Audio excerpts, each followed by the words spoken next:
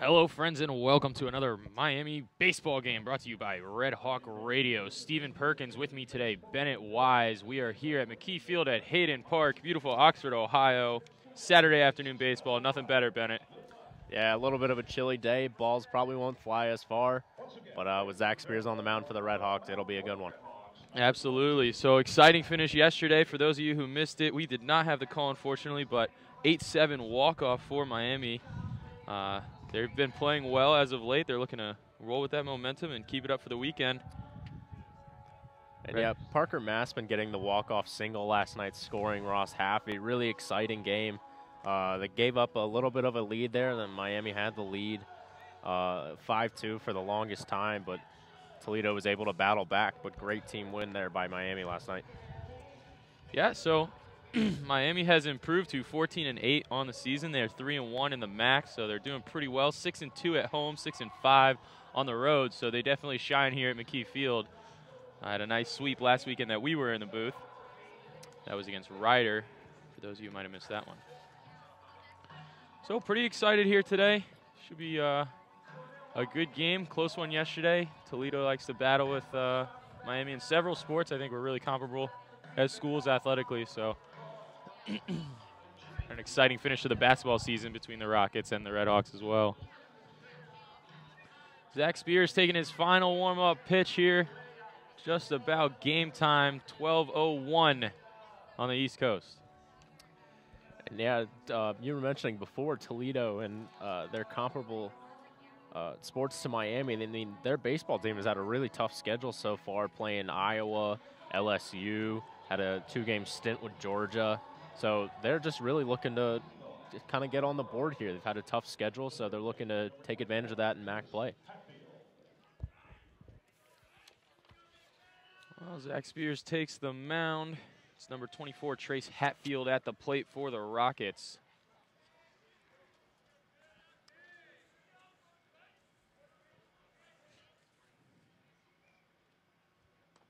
And just like that, we are underway. Zach Spears goes 90 miles an hour for ball one to start the count. 1-0. Hatfield steps back in. This time right down the middle for a strike. Speed again from Spears, 90. 1-1 for Hatfield. Batting .230 on the season coming into today. Not terribly shabby. He'll foul that pitch off for strike 2.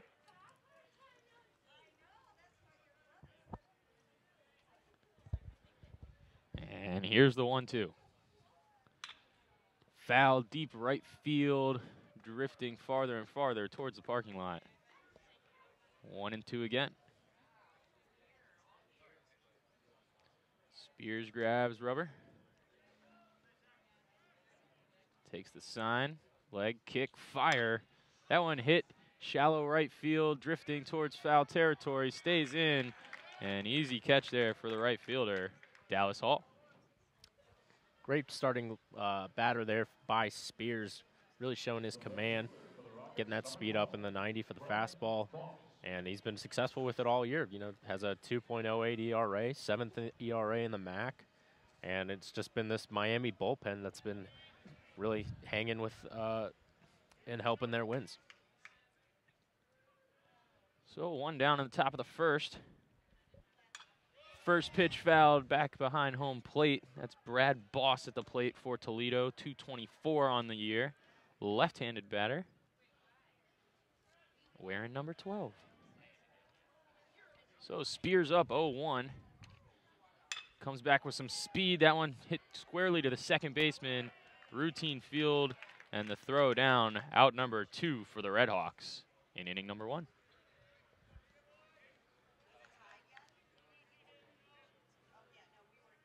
Thanks for tuning in. I hope you guys are enjoying the new platform here on YouTube Live. It affords us a few more opportunities than some of our old technologies, including the possibility of commenting. As the first pitch hit to the shortstop in this at-bat, rifled over, and out number 3 in the first half of the first inning. Great start for the RedHawks. 3 up, 3 down. Definitely couldn't start the day any better than that. Yeah, great way to get in your rhythm. Spears threw a handful of pitches, not too many, enough to get loose, stay loose. Some balls to the infield, some balls to the outfield, get guys moving around.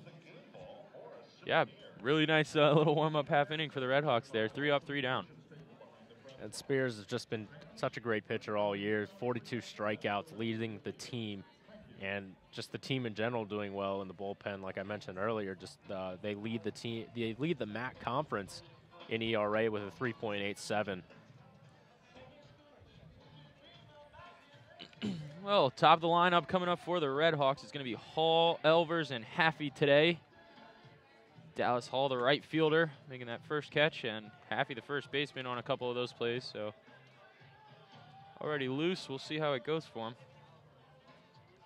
Throwing for the Rockets today, Sam Schutz, 4.59 ERA. Right-handed pitcher wearing number 4. He's pitched 33 innings this year, second only to Michael Jacob for the Rockets, who's pitched 36.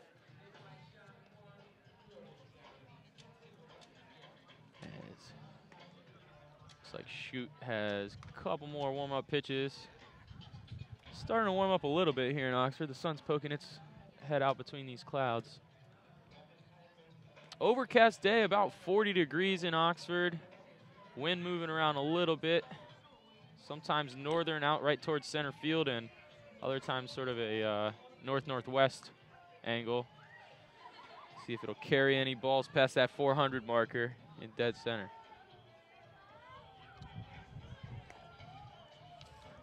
One left for Shoot as the Miami batters prepare.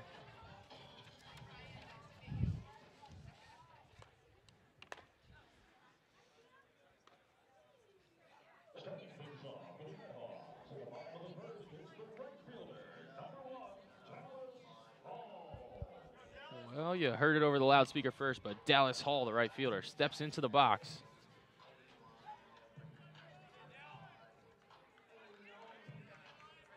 Dallas Hall, a bit of a local boy from Westchester, attended Lakota West High School, for those of you familiar with the Cincinnati and Oxford area.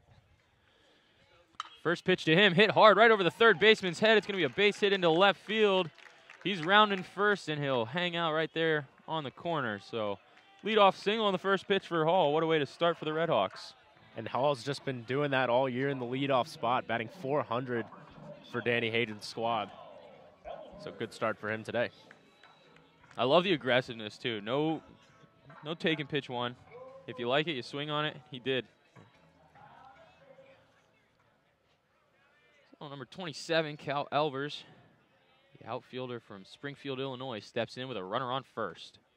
First pitch high, but in the zone. Strike one at 88 for Sam Shoot.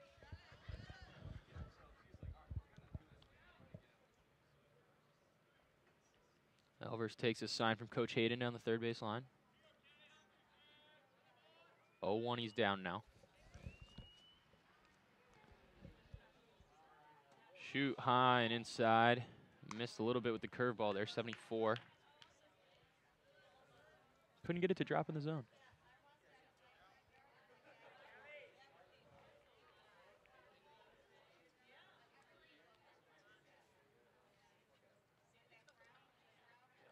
One pitch. Swung through, whiffed there by Elvers. Looks like he hesitated there on that swing a little bit. Didn't know if he really wanted to take a hack at it. Yeah, that speed change might have messed with him a little bit, too. I think he expected fastball. It only came out at 80. Kind of double clutch as he swung, and then, like you say, the hesitation made it too late.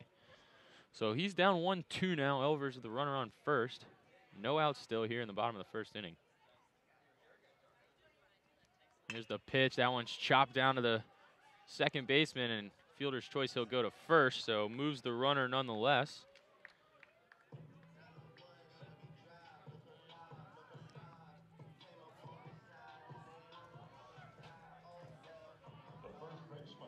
Pretty good jump there from Hall, able to get his feet moving and get over to second. Stay out of that double play. Oh, Ross Haffey steps to the plate. First baseman, 6'5", almost 240 pounds. Runner on second, 1 out. First pitch of the at-bat, hit, fouled off. Caught him in the foot, I believe, so. Haffey will take a minute to recover. Happy leading the team in batting percentage, hitting a .329 on the year, 5 home runs, which leads this RedHawks squad. So he's always dangerous when he comes up to the plate, and we've seen him hit home runs in similar settings like this, cold day, wind going out towards the outfield. So he's always dangerous no matter what. 0-1 for Haffey as Shoot checks down Hall at second. He'll force him to retreat back to the bag, and we'll reset on the mound. Takes the sign. Checks second again. Now he'll go to the plate. Slide step inside at 89.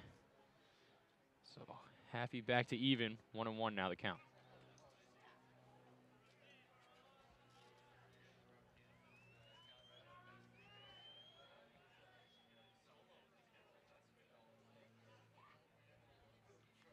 Oh, and the 1-1 catches Haffey up on top of the shoulder, so he'll take that free pass to first base. Took that fastball like a champ right up to the upper shoulder. Yeah, that's a meaty boy, let me tell you. Doesn't seem like a lot could get to him. Yeah, I have no desire to be in an altercation with Ross Haffey, let me tell you. Well, it's number 8, Landon Stevens, a sophomore from Hamilton, Ohio. Up to bat now with runners on first and second. 1 out, so pretty good start here for the RedHawks. Got a chance to strike first after retiring 3 in a row in the top half of the first inning. First pitch swung through by Stevens. 0-1, he'll fall behind.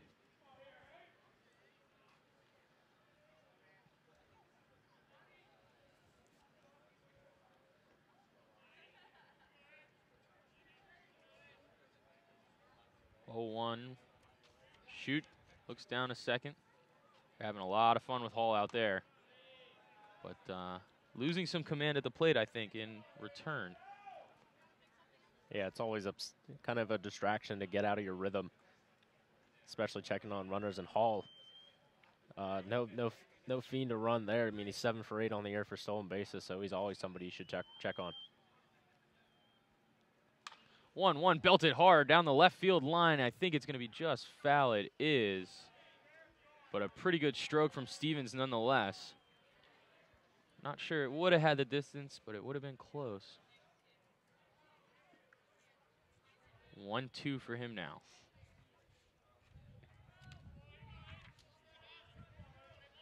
Haffey takes his lead at first. Hall takes his at second. Stevens steps back in. Shoot takes a peep at second. Goes to the plate now. Ring him up. Got caught looking. Strike 3. And Landon Stevens is retired. Yeah, great 92-mile-an-hour fastball, catching that bottom right-hand corner, completely catching Stevens off guard. So great command there by Shoot. Yeah, not a whole lot of argument from him either. I think he knew right away. It's always a good feeling when you're a pitcher, when you know that batter made a mistake not swinging. Parker Massman steps in, the center fielder, in the 5-hole. So 2 outs, runners on first and second still. And he'll swing through the first one at 76 miles an hour, so he's behind 0-1. Shoot's doing a good job getting ahead early in his counts. He seems to like working up 0-1. Who wouldn't? Yeah, and he keeps these batters hesitating on those breaking balls, as Massman did just there. Even got Elvers hesitating a little bit, so great command. Really confusing these batters. Well, there's a chopper to short. A little confusion as the third baseman steps in his line, but it's enough. They're going to get the out. Close play there at first. Good stretch by the first baseman, Dalton Bollinger, as the Rockets retire the side. So at the end of the first inning, it's still 0-0. Miami mustered 1 hit in the second half of that inning. So not the worst showing. Get some guys on, get some guys moving. Haffey took that one off the shoulder. Dallas Hall, great leadoff hit, being aggressive, taking that first pitch there from Shoot, smacking it into left field. Yeah, I was impressed with Shoot's play, though, that inning. Wasn't rattled, like you say, about that first pitch hit. Came back. Didn't like using the speed too much, but he definitely has it in the arsenal if he needs it, as he brushed 92 to sit down Stevens.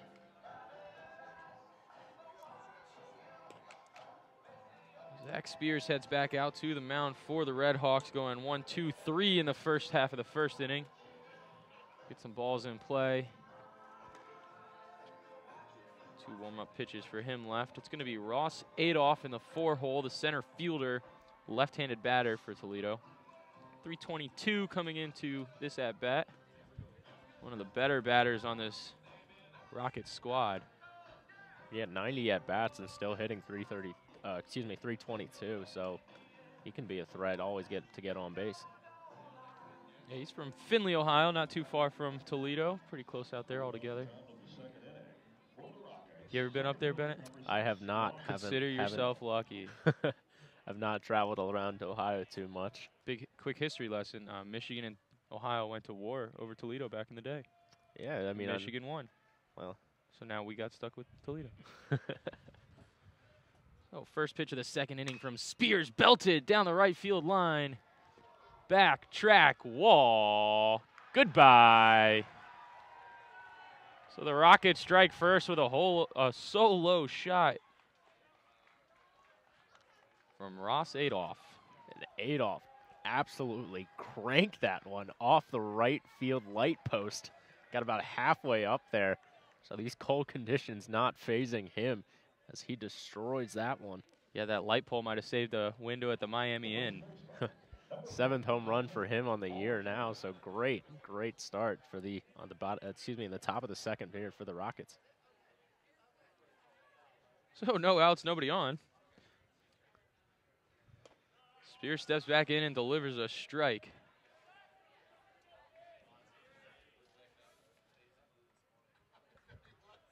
It's Dalton Bollinger, the first baseman for the Rockets, batting now. 1-1 the count. Only 178 on the year, one of the lower batting averages in this Rocket lineup. Tip that one foul back behind home plate. So he's down 1-2, 92 on the gun for Spears.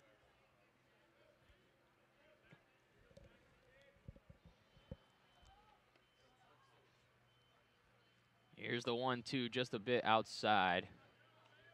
Let it get away from him a bit. So back to even. We'll see what Spears brings here.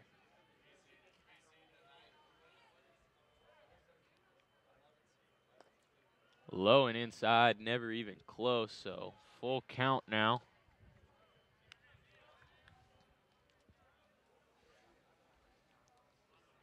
Bollinger adjusts his batting glove, steps back in. Full count pitch. Swung through. Strikeout for Spears. And that's his specialty. That's why he's leading this team in strikeouts. He knows how to work the count and get batters to swing and miss like he did there. Yep, he enjoys those longer counts, like you say, getting some of the strategery in. Coming back and forth. He likes mixing it up. Comes back with the speed for a nice strike and then finishes him off. So 1 out. As A.J. Montoya, the designated hitter for the Rockets, steps up. Fans through the first pitch. So he's down 0-1. We'll see what Spears brings here. The 0-1 fastball tipped in, fouled behind home plate. 0-2 now. Spears has some room to work. 1 down, top of the second. RedHawks trail by 1. The 0-2 pitch hit hard, left field. Gonna go off the track, hit the wall, but a stand-up double for Montoya. So the Rockets putting some charge in the ball today. Big home run to lead off the second inning.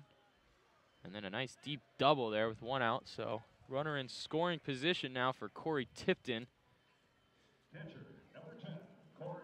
Yeah, I would have expected Spears to go with a breaking ball in that 0-2 count, especially starting out with throwing 2 fastballs in his first 2 pitches. So interesting strategy there by Spears.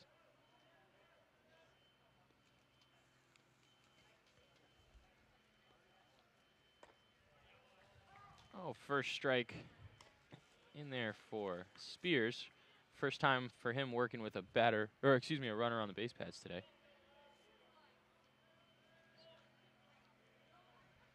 Takes his time, takes the 0-1 call. Accepts. And just a bit low. Fastball came back in. So 1-1 now.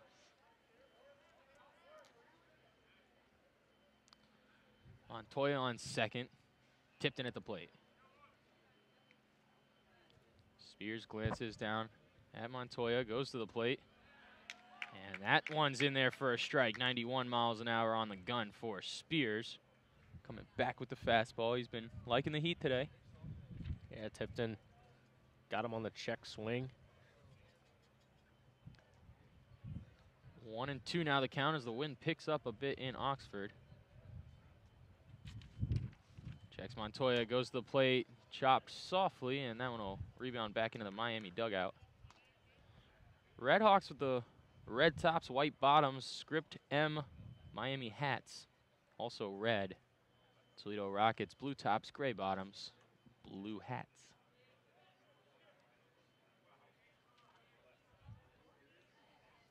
A 1-2 pitch now for Tipton. Breaking ball just outside, couldn't quite get it to climb back into the zone. So 2-2 now for Tipton, taking his time, being patient. Only bats 100. Don't see that too often. It's only his 10th game that he's seen on the year. Only 30 at-bats, so needs to step that up. 2-2 outside just a bit. The fastball couldn't find the corner, so full count again now for Spears.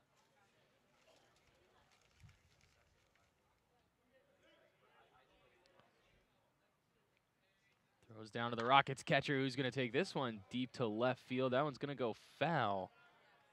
But it certainly had the distance off one of the dorms in the quad behind McKee Field.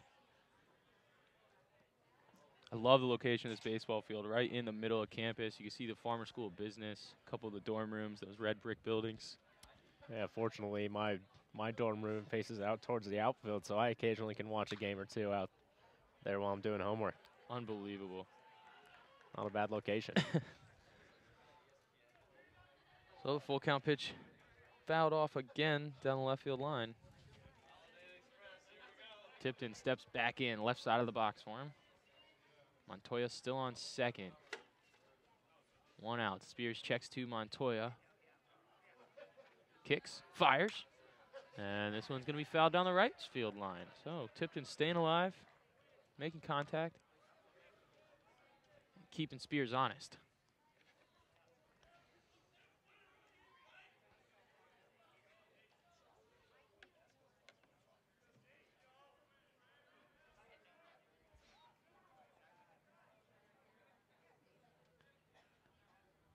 Full count pitch again. Nope.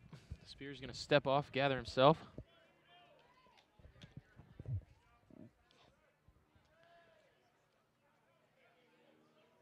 And he's ready. Takes the sign. Checks down a second. And again. Now goes to the plate. And gets Tipton to swing through. Strike three. Breaking ball worked for him there. So Spears doing a good job in the extended count. Battling back and getting the out. So 2 down now for the RedHawks with a chance to strand Montoya at second.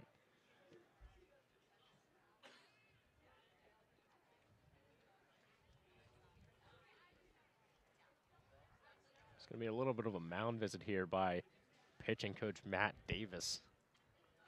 Probably just trying to calm Zach Spears down. Hayden Sanger out there as well, the catcher. Probably just telling him get his command right. You know, calm down a little bit. It's cold out here. Just, you know, stay loose, stay warm.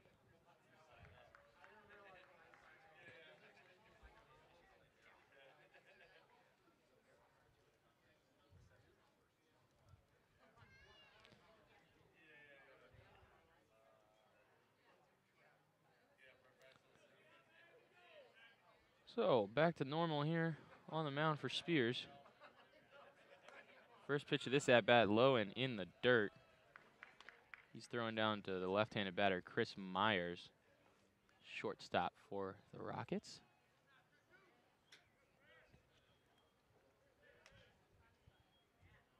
He's up 0-1 now. And swings through that one, so strike one. He was up 1-0, I should say. Now 1-1. I apologize for that. 2 outs for Spears.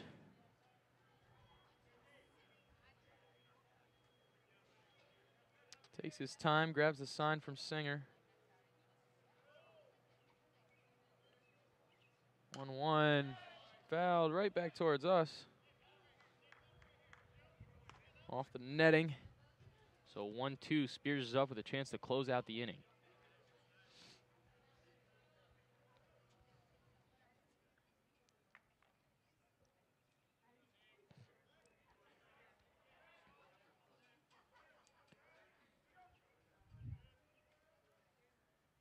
One and two. Here's the pitch. That one hit shallow left field. It's going to be real short.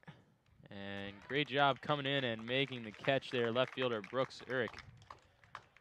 So Miami able to get out, only giving up 1 in that inning. Big bomb from Ross Adolph right off the first pitch of the second inning. Deep right field. So RedHawks trail 1-0.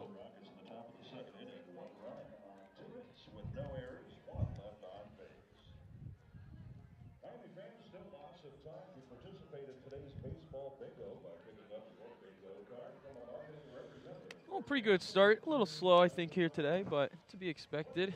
A little chilly. Everybody trying to get back into the groove. Pretty good play from the RedHawks thus far, though. I like what Spears is doing on the mound, despite giving up that home run. Yeah, I like what I'm seeing velocity-wise, and he's definitely working these batters, trying to get the most out of these at-bats, but you know, the command's a little off. Breaking ball isn't moving as much as he had hoped, probably, and he's just not able to find the strike zone as much. But I mean, still 2 strikeouts on the day.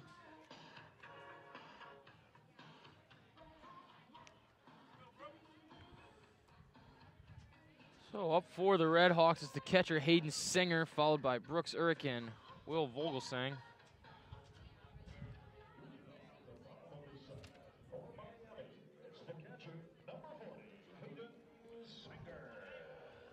Singer 276 on the season.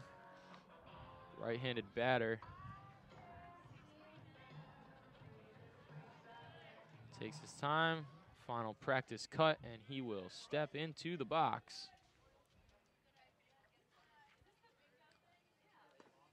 First pitch to him, right down the middle for a strike.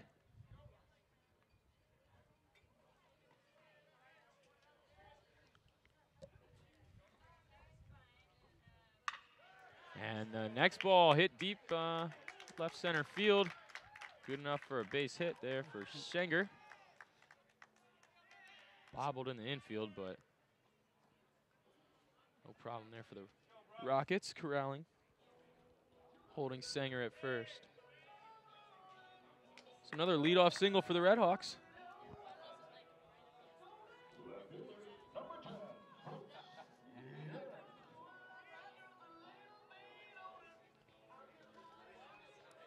Brooks Urich up now for the RedHawks, 3-12 on the season.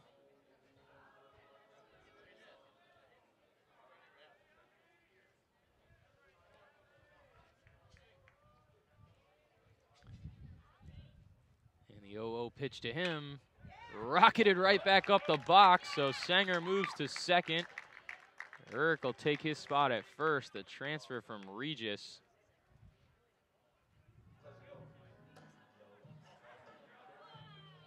Oh, excuse me, so he's from Regis Jesuit High School, not Regis Jesuit, the college, also in Colorado.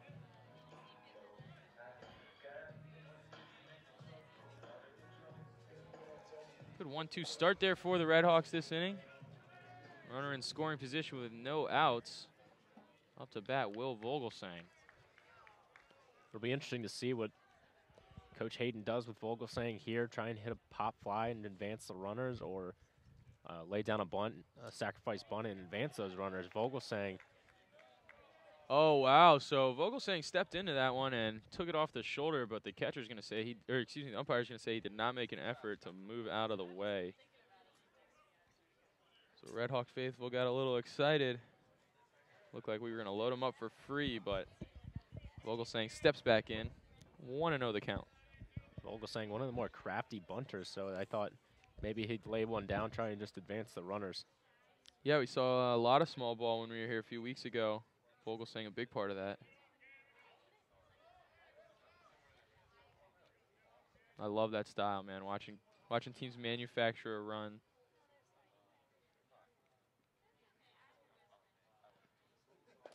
Oh, the 1-0 swung through for a strike. 1-1 now. Vogelsang in the red and white striped stirrup socks. It's a great look. It's a classic look.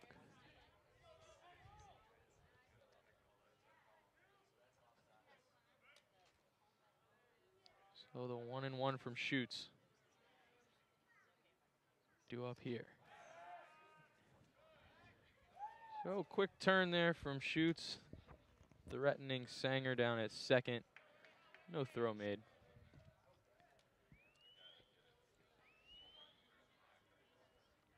Reset on the mound, reset at the plate. The 1-1, tip foul. Just knocked right in the dirt there in front of the catcher. Miami skipper Danny Hayden calling the double steal there. If that one was in play, that would have been perfectly executed. Both guys would have been safe, both Sanger and Brooks Yerrick. So 1-2 now for Vogelsang as he steps back in.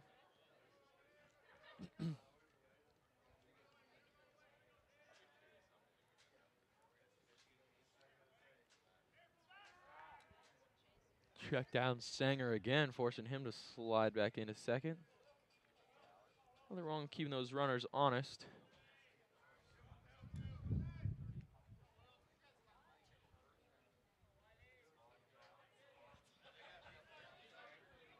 Schutz takes the sign.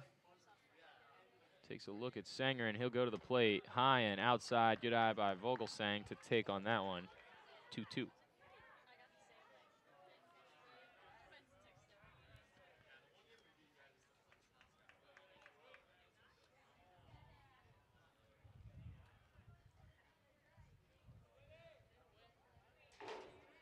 Schutz slowed down significantly since that first inning, especially. But he gets Vogelsang to swing through for strike 3. So strikeout there from Schutz. That slower pace seems to be working for him. That's his second strikeout of the day. And due up, Adrian Texidor, the shortstop. Runners on first and second. One out now as Texidor steps in.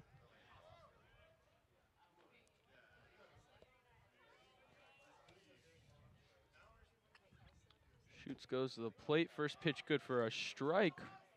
Slow, low, but in the zone. Texidor down 0-1. Miami RedHawks with a runner on first and second. Looking to break open that scoring a little bit. Pitch number 2 in, a late called strike. The Oxford faithful not too pumped about that.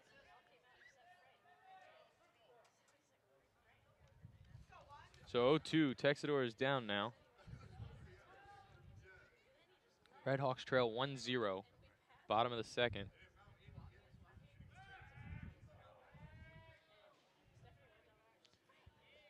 Schutz steps off. Checks down Sanger again.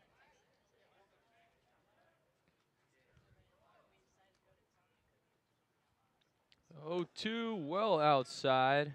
Trying to extend that zone a little bit. Just let it get him away from him. Texidor, good eye, good patience. So he's in the 1-2 count now.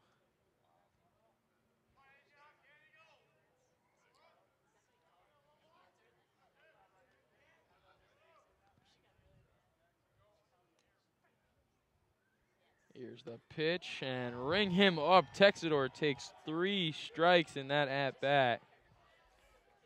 You gotta get the wood off your shoulder. So retiring Texador puts out number 2 on the board here in the bottom of the second. Back to the top of the lineup for the RedHawks, Dallas Hall. 1 for 1 today. Started off the game with a leadoff hit. First pitch for him, actually. As we're going to come get a sign now from Tipton. Steps out, relays some information in the infield.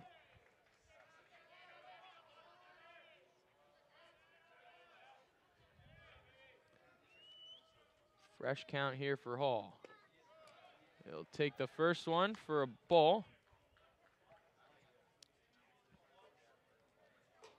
Now he's ready to operate.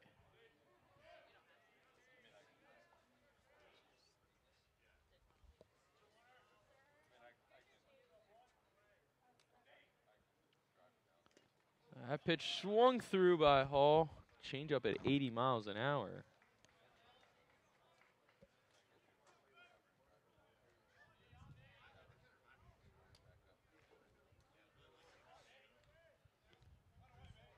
Batter number 10 for Schutz.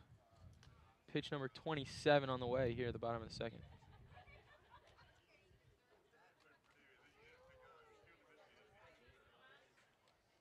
Hall, 240 on the season, 238 with 2 outs.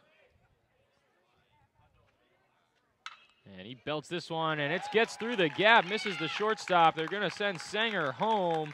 Throw to the plate. Instead, they go to third. And, ooh. Urick is in some serious pain after sliding into third there. Yeah, so the throw was cut off, and they decided instead of going home to try to ring up Sanger, they're going to go back to third instead for Urick. That ball was dropped, and the third baseman kind of fell awkwardly on top of Urick right as he slid in. Kind of writhing around in pain right now. My guess would be like a wrist or a forearm. Could be an elbow or shoulder as well. Hard to say right now. On-field trainers look like they're pointing for the team doctor. Yeah, the on-call doc. So with that, we're going to go ahead and take a quick break here with RedHawk Radio. Thanks for tuning in on YouTube Live. We'll be back in just one moment. Let them sort this out. RedHawks down 1-0. Don't go anywhere.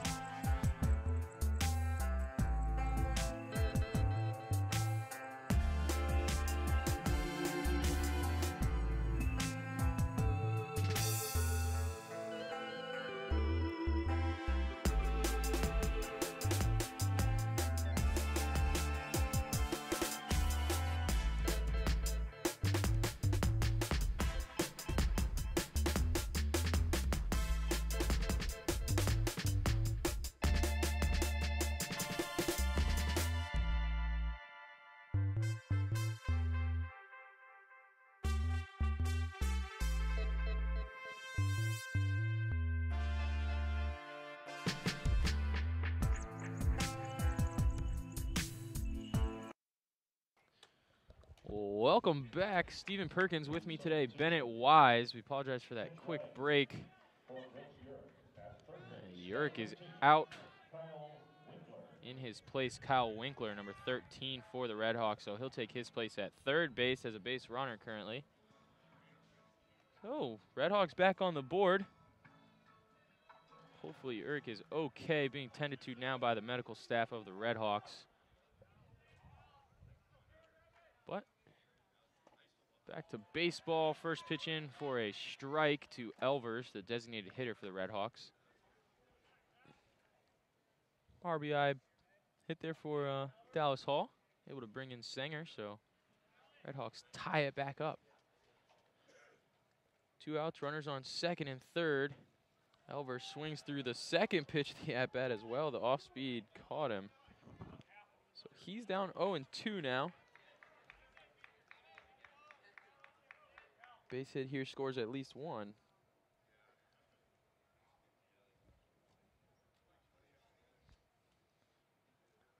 Well, here's the 0-2. And check swing, got him. So 3 quick pitches there for Elvers. The RedHawks finish that second inning with a run on the board. So back to even now, 1-1 as we head into the third inning. History and statistics not on Elvers' side there, just batting 103 with 2 outs and 111 with runners in scoring position in that situation, so still unable to capitalize there.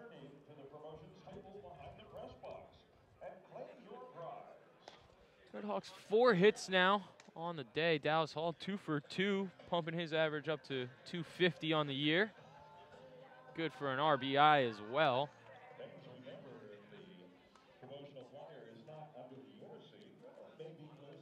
Looks like we'll see usual starter Kyle Winkler taking Brooks Urick's place out in left field. I sure hope Urick is okay. Yeah, he was in some sort of pain, no doubt, but able to stand up, kind of brush that off. I think maybe initial shock as much as anything. But absolutely our thoughts are with him.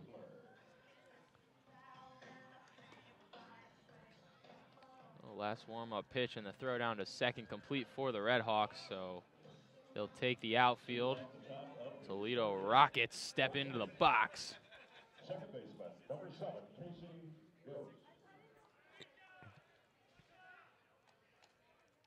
Casey Goose steps in, 379 on the year, the best hitter in this Rockets lineup. A fresh count for him here to start the third. First pitch, 90 miles an hour, just high level for Ghost. Spears comes back, delivers a swung on strike that's tipped foul down the right field line. Back towards Farm School Business.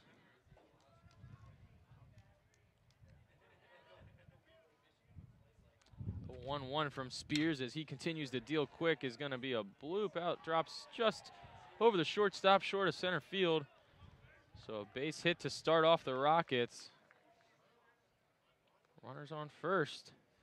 Ghost with a nice little half swing bloop. Didn't get full rotation in, but still able to make contact. Slap that one over Vogelsang's head and into right center. So through the lineup are the Rockets. Back to the top for them. Trace Hatfield, the leadoff batter, 0 for 1 today. Third baseman bats right-handed as he steps into the box. Spears' first pitch just catches the outside corner of the plate. Good for a strike. 82 on the gun.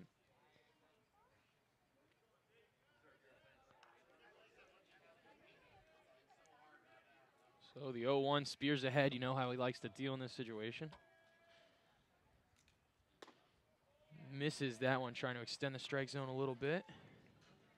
Outside again. So 1-1, runner on.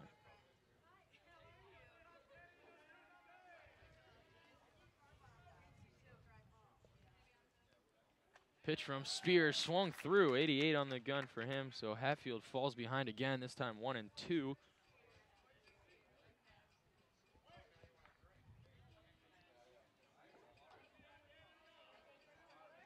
going to order Winkler a little bit deeper out in left field. Takes 4 or 5 large steps. Runner goes. Throw to first. Over to second. Got him. RedHawks out number 1 in the third inning. Great play there by Miami. Yeah, interesting little move there by Ghost trying to run. Sanger originally throwing over to Haffey at first before Vogelsang tagging him out at second. So I'm surprised he didn't hesitate and head back to first rather than run on to second.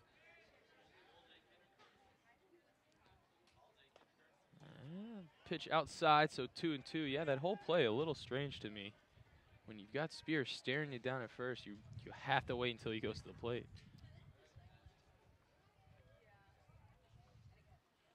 2-2 hit. Average into right center. Easy play there for the center fielder. As Massman retires the second out of the inning for the RedHawks. So Rockets down to their last out here in the third. Game tied 1-1 after the RBI from Dallas Hall in the last inning.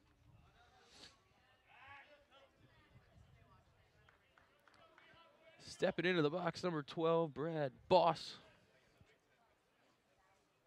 0 for 1 on the day, 221 on the year. Spears' first pitch high. Fastball unable to fall into the zone. Spears comes right back again, same exact spot. The changeup, also no good. So 2-0, he finds himself in a hole. And the third pitch hit cleanly to the shortstop, straight to Haffey. And the RedHawks retire the side.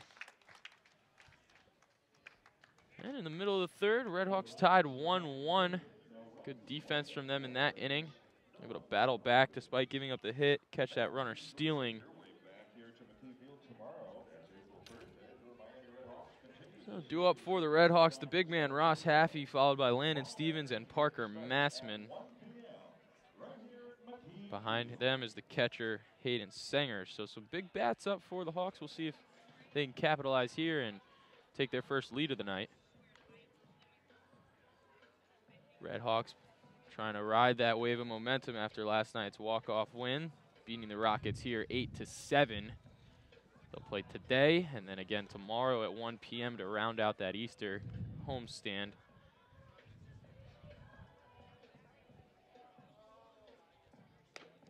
Starting to warm up a little more here in Oxford. Bennett, you're in the sun, I'm in the shade, so yeah, it's still you're probably feeling a little better than I am, I think. Still a little chilly. The wind's kind of getting to me.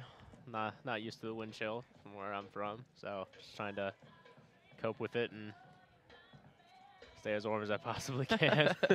Not too bad. I've had some rough games out here, man. At least we're out here during the day. Some of those early season nighttime games can be pretty bitter.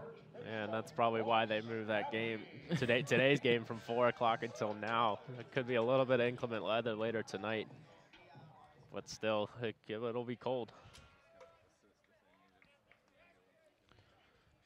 Oh, Sam Schutz staring down Haffey. First pitch in there for a strike. Haffey starts down 0-1. Bottom of the third, tied 1-1. RedHawks up to bat. 0-1 pitch from Schutz. Low and outside. Can't get that one in. So 1-1 now for Haffey. Both pitchers move much, much quicker without those runners on. 1-1 belted from Haffey straight to the center fielder. Oh, but he falls, and it's going to be a ground rule double off the track and over the wall. The wind got that ball a little bit. Center fielder for Toledo, Ross Adolph, just kind of doing a little sidewind step there. Couldn't get under the ball.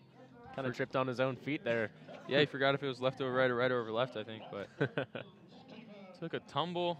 Ball bounces off the track and over the wall, so Ross Haffey on second with a double.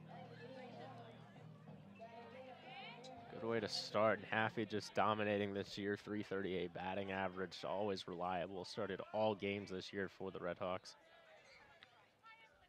Well, third baseman Landon Stevens steps in. He was struck out last time at the plate. We'll see how he responds with a runner in scoring position. No outs. Bottom of the third. Schutz checks down, goes to the plate. First pitch hit and tipped foul. Down the right field line into the parking lot. Don't park there, guys. Don't do it. Yeah, I'd be hesitant. There's a lot of balls that go past there currently. The Toledo bus is blocking it normally. But still, it's easy to fly that thing. 0-1 for Stevens as Schutz steps off the mound. Didn't like what he saw.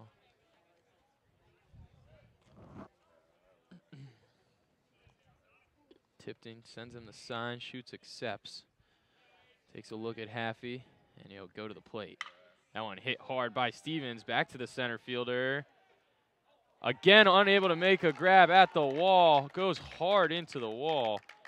And Haffey's going to score. And Stevens is in there with a triple.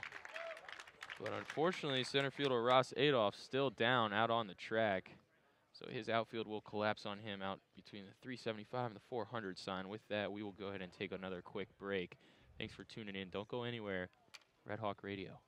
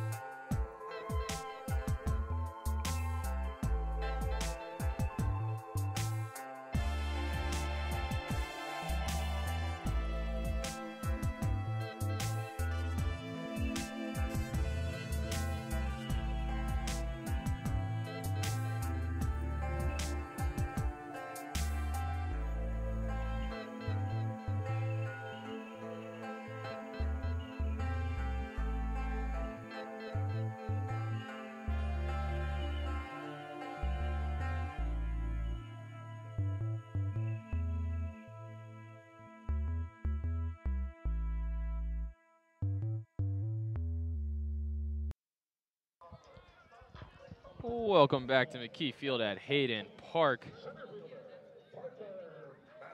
Seems as though Ross Adolph is all right out there in center field. Just took a second to gather himself, had a quick chat with the trainer.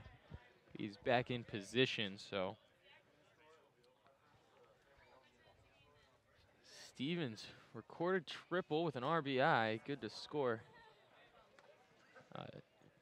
Happy there. He's on third, no outs still.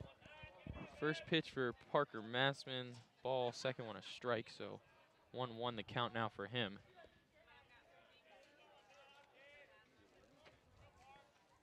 Schutz goes back to the plate. This one hit to center field again, and it's gonna drop just short, so Stevens will score from third.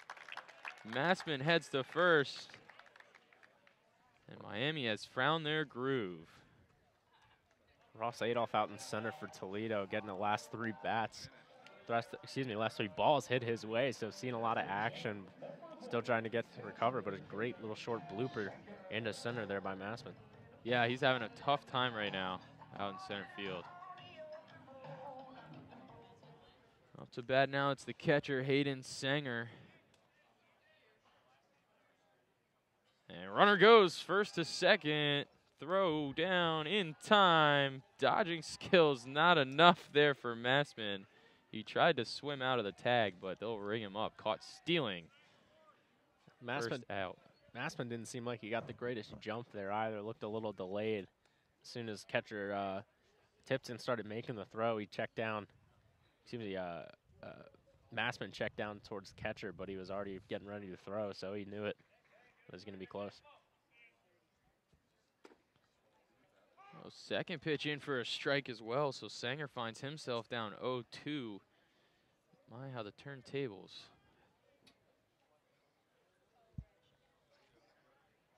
0-2 well outside, so no threat there for Sanger. He'll take for ball one.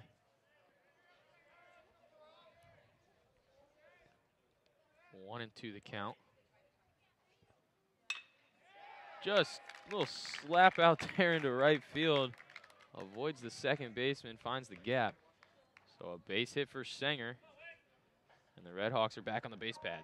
Gotta say, gotta admire Sanger right now. Wearing no batting gloves, just going straight bare hand in a cold environment like this. You hit one wrong ball, that's a big stinger right up both of your arms, so it's a bold play by him.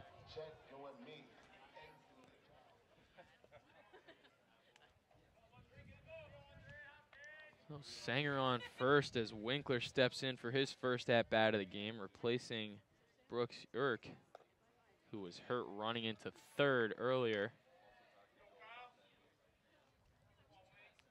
Swings through strike one. Down in the count. Sanger takes his lead at first.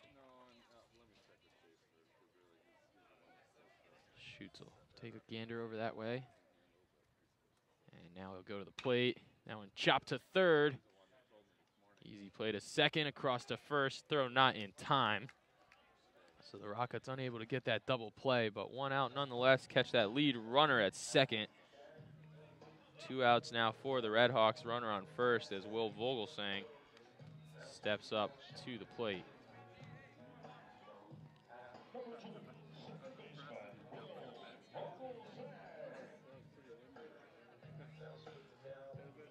Vogelsang started off the year really hot.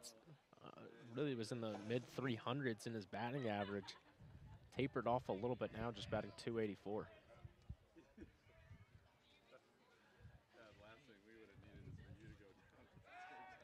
Oh, big jump there at first base from Winkler. Will throw him down, but gets back in time.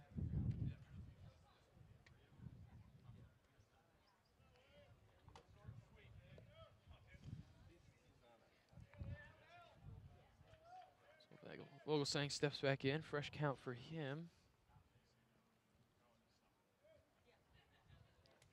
First pitch of his at bat shows bunt. Decides to take, but was a strike anyway, called in the zone.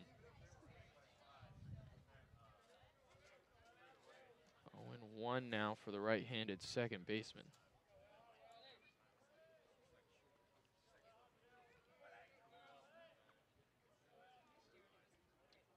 Shoots goes now, this time high. No question about that one, so 1-1. Vogelsang being patient, looking to battle back.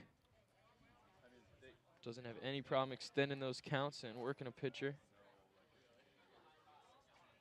Shoots up to 46 pitches now as he's almost through 3 full innings. Throw down to first, no problem for Winkler.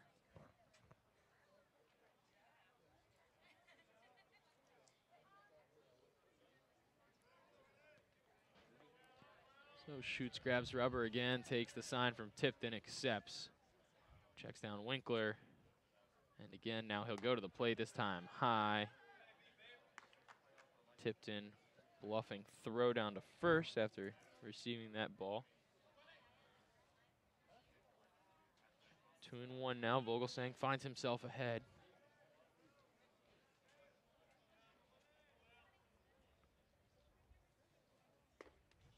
This one in the zone, 86 miles an hour. Vogelsang caught looking. So back to even 2-2. Shoots looking to get out of the inning.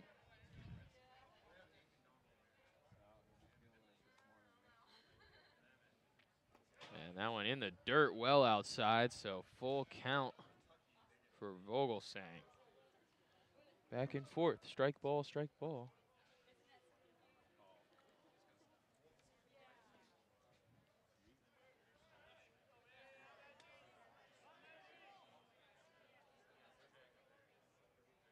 Runner goes on the third base line, easily fielded and gets the out.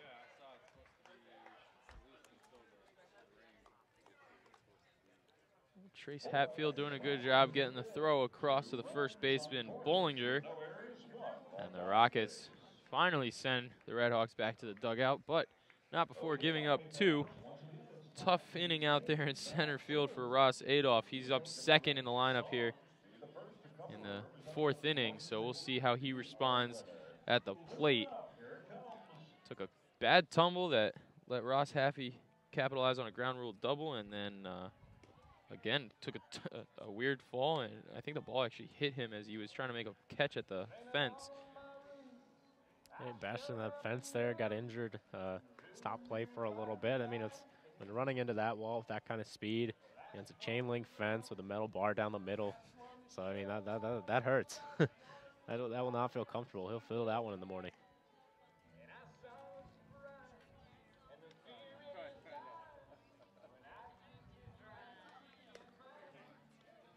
So top of the fourth upcoming, Cervello due up for the Rockets, followed by Adolph and Bollinger, right fielder, center fielder, and first baseman, respectfully. Adolph 1 for 1 with a homer so far.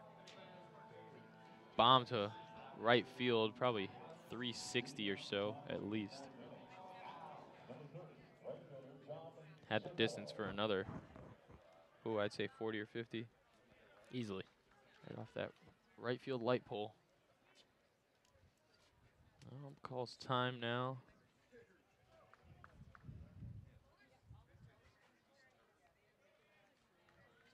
And we're in. Spears steps up. First pitch of the fourth inning, high and outside for ball one. Throws down to John Cervello. 329 batting average.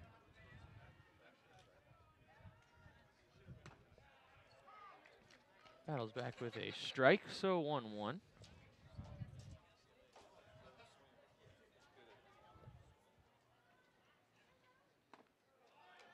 Comes back in the same spot with another strike, so Spears up here.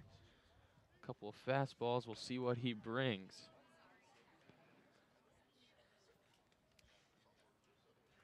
As the home plate umpire is going to stop play and have words with the Toledo skipper.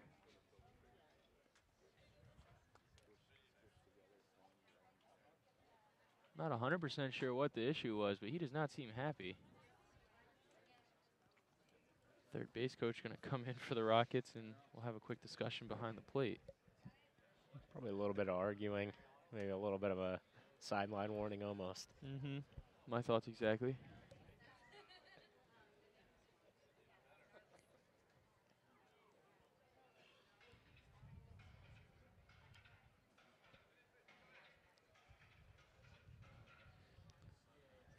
So everyone's gathered themselves, and we are back to baseball. Pitch outside at 90, so Spears try to come back with the speed again. 2-2 the count. Fastball's been working for him today. That one's chopped. Third baseman, fumbled, grabbed. Oh, throw not in time. Happy thought he got him there, full extension too. Yeah, good recovery there by Stevens. The ball kind of chopped in. I think it was spinning when he grabbed it, but fumbles it off his chest and grabs it out of the air barehanded. But unfortunately unable to make that throw in time, so. Runner on first with no outs. Ross Adolph up to bat now. Tough inning fielding for him, but already a dinger on the night, so we'll see how he does battling back here in the fourth. First pitch just in there for a strike on the outside corner of the plate. Very generous call in my opinion. Yeah, it looked a little bit outside, but home plate umpire Jimmy Craig not taking anything on that right side, however, favoring the left side strike zone. That pitch slapped to the second baseman. RedHawks get the first, no throw down to second, or excuse me, no throw to first. So just the lead runner, chance for a double play. Not sure why they didn't attempt, but it looked a little bit like a dangerous throw if Texador couldn't get that one. Vogelsang had to back up a little bit into the outfield to field that one. Only got a meager little skip over to Texador, who was on second. That would have been a little bit of a dangerous throw over to first.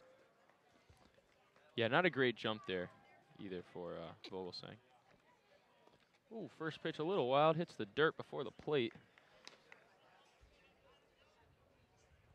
Yeah, Vogelsang there had to take one step forward and then take 2 steps back. Bollinger starts up in the count 1-0. And And that pitch now fouled off down the right field line, so back to even at ones.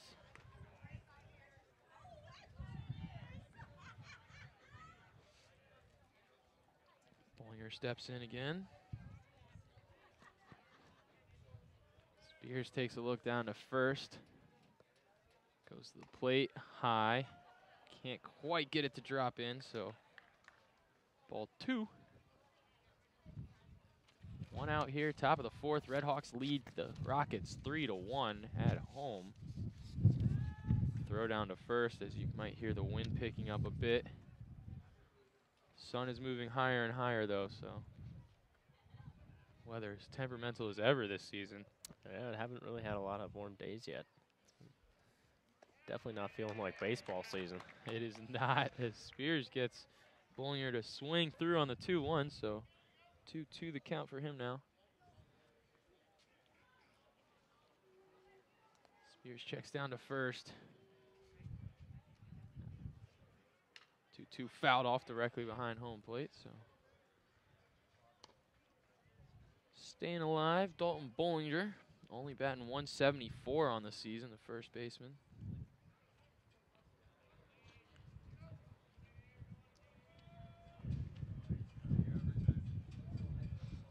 Here's the 2-2.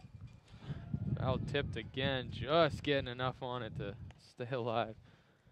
Bollinger's kind of just floated the bat out there last second.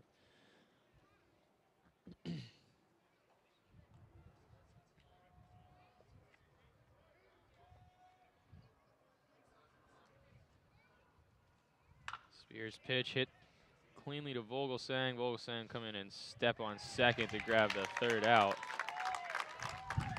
Good extension there on the short throw on the run by Vogelsang. Happy, really extending out there. Great scoop. I'm not really sure what just happened because Vogelsang got the out at second and then threw down to first, and the umpire actually still made a call for the out at first, despite retiring the side at second. So a nice 4-out inning there for the RedHawks. Able to capitalize on that free one from the double play. Song today is Friends in Low Places by Garth Brooks. Nice job. Connect with Miami RedHawks online. So 3-1 the lead for Miami right now. The 2 runs coming there in the 3rd inning. Ground rule double and a triple from Landon Stevens. 9-hole due up for the RedHawks. It's Adrian Texador, followed by him. Top of the lineup, Dallas Hall and Cal Elvers. Dallas Hall 2 for 2 today with an RBI, so he's having himself a good afternoon, as is to be expected. I really like what I'm seeing today from Sam Schutz. While he still has given up 3 earned runs, his command is very good. He keeps hitting that outside corner. Great mix-up of the pitches. And honestly, if you just saw his pitching, you would not expect the score to be 3-1. Yeah, just a couple times he got taken to center field. Beyond that, honestly surprising to look up and see that the RedHawks have 8 hits in the first 3 innings. Like you say, it does not feel that way. Rockets mustering 4 in that same period of time.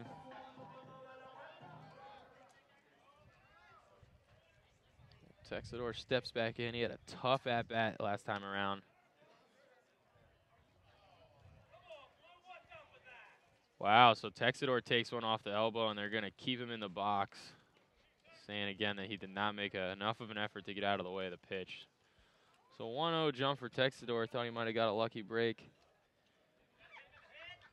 Never been a big fan of that rule, having to dodge out of the way to get hit. It's not, you're not leaning into it. That's one thing. But if you're just standing there and you get hit, you should be able to take your base.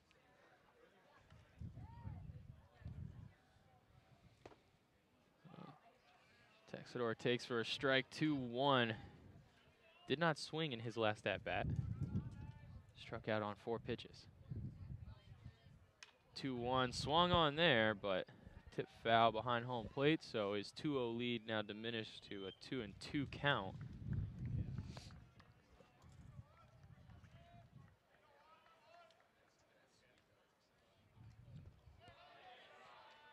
Texador check swing, and the first base umpire is going to say that he went around. I think that's a good call. And a tough stroke there from Texador. Not a great night at the plate for him. 0-2 now.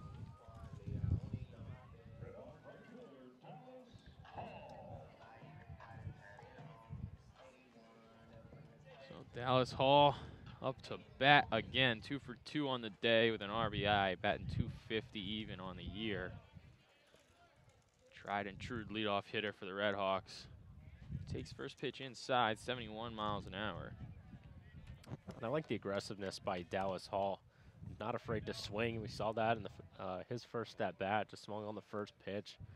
And the same thing with his last at bat. Not afraid to be aggressive and really try and work shoots in this count.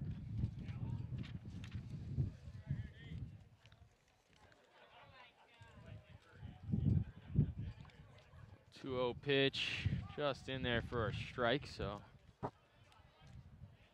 Dallas Hall wants to know where it was. I assume the umpire told him in the zone. 2-1 pitch for the right-hander. That one hit high. Shortstop up, up, up.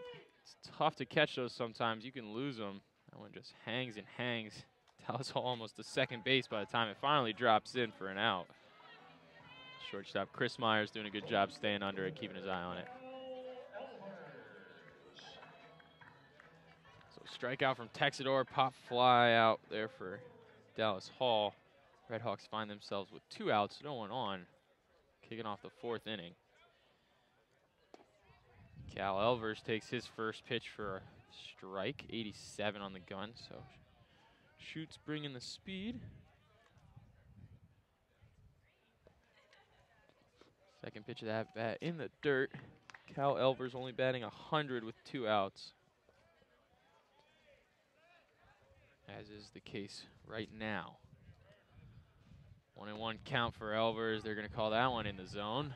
Checked on it. Elvers hesitating again. You've seen that on multiple at-bats now. Just hesitating on his swings. It looks like he might have a little hitch in it. It's not normal for him. I'll take that one right field. It's going to be right at the wall in foul territory. Good job making the play out there as the right fielder, John Cervello, snagging that ball right at the wall and retiring the RedHawks 1-2-3 in order. So not a great half there for the Hawks at the plate, but they still maintain that 3-1 lead. 8 hits on the day to the Rockets 4. Top of the 5 due up.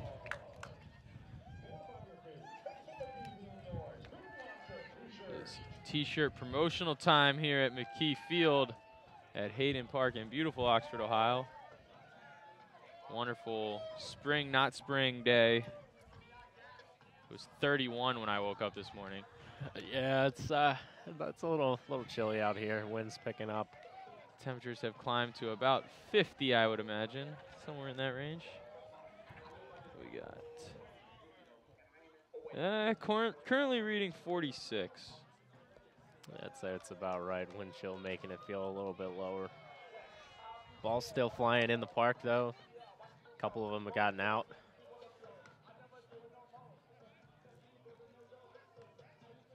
Great weekend here. Easter weekend, Passover weekend, Final Four weekend. A lot going on. Yeah, it's big time, big sports, and Miami baseball. Shoot. Yeah. It's that first matchup today, 6:09 versus Loyola Chicago and Michigan. Let's go Ramblers. Ooh. Why not? I'd have to go with the Wolverines there. No. I'm a little biased myself. I have a couple family members that went to Michigan, but I don't know, Michigan's offense and their ability to play defense. Xavier Simpson at guard, it could be insurmountable. It'll be a good one though. First pitch of the 5th inning outside. Spears falls behind in this one. Yeah, what a tournament. One of the more wild, I think, that I remember in quite some time. Of course, I say that every year. It's that second pitch is fouled back behind home plate. Yeah, it seems like every year there are more and more upsets, more and more of these smaller teams. UMBC, dude, Yeah. a 16 seed. unbelievable story. So much fun to watch that stuff happen, too. And some upset in the women's world as well yesterday. Notre Dame pulling it off the last second 3 to beat UConn and ruin back-to-back undefeated seasons. Ruined right at the end. Second time. Yeah, tough break for them, but congratulations to the Notre Dame women. 1-2 well outside. Sanger tried to frame that one. So 2-2 now. Spears throws down to Montoya, fouled off, so stays 2-2.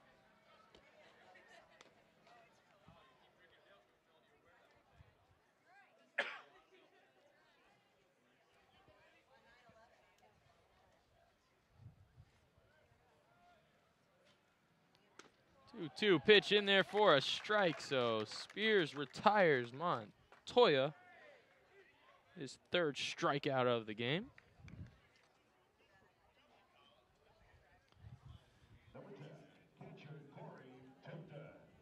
How can I forget? It's also opening weekend for Major League Baseball as well. Oh yeah, Reds on the road to 0-162 already. Love to see it. Yeah, I've got a loss yesterday to my hometown Nationals, so I'm a little happy there. Max Scherzer killed it on the mound, 10 strikeouts. What a day for him. Spears, third of the way to that at 3 right now. He'll sing one in there for a strike, 89 miles an hour, right down High Street. So when you're coming at this catcher here with a .097 batting average, see, you go right after him, but this one popped up center field. Everyone getting called off, and a good job making the play as Parker Massman. So 2 up, 2 down so far here in the 5th. Stepping in now, Chris Myers, shortstop for Toledo. 0 for 1 on the day. Zach Spears at 68 pitches. This is his 17th batter faced. First one zinged in for a strike, 91 on the gun, so Spears still reaching down and finding some of that good speed. A little crazy though, comes back at 90 in the dirt. Just a matter of finding it. 1-1 as he stares down Chris Myers. Here's the pitch, speed again, 88 this time, good for a strike. 1-2, Spears with 3 straight fastballs. We'll see what comes here as he's ahead in the count. 2 outs though, towards the bottom of the lineup. Wouldn't be surprised to see another fastball. This time high and inside, 90 on the radar. 2-2 the count. Spears brings the speed again. Catches him swinging at 91. Spears loves that fastball. It's been his favorite all year. 4 strikeouts now on the day, and you know he doesn't favor that breaking ball, but whenever he can throw that heat, he does not back down. Always consistently in the 90s with that fastball. Usually pretty good command. A little off today, but in this inning, in this past half inning, he's been showing it. Only 1 earned run given up today. 3-1 are the RedHawks as they head into the bottom of the 5th inning. Yeah, pretty good showing from Spears so far. 5 innings pitched. 4 strikeouts, no walks so far. Gave up 4 hits as well.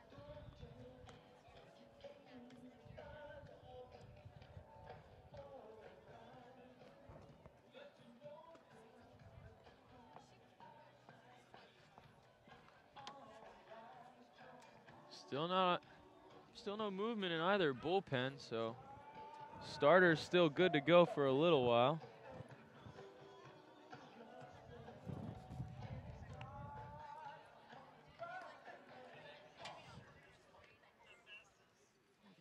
First to bat in the bottom of the 5th for Miami, number 36, Ross Happy.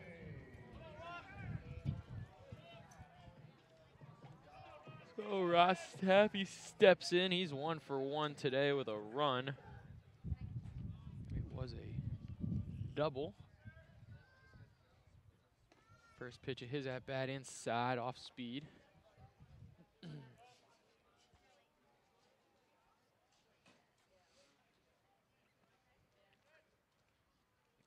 Second pitch of the at-bat, unfortunate there for Happy. Got jammed up inside it. I think it just hit his bat, truthfully. Yeah. Bounces right back to Sam Schutz and an easy play at first. Get that out. Try to get a little defensive swing there, try and pull it back, try to get the bat close to his body, but just tipped his bat and easy out. Fair for Toledo. Landon Stevens stepping in now for the RedHawks. He's 1 for 2 on the day with a hit and an RBI. His was a triple. Scoring Happy. First pitch bunt. Tipped foul. On 1, Stevens behind. 279 on the year, so meat of the lineup here for the RedHawks. Massman behind Stevens.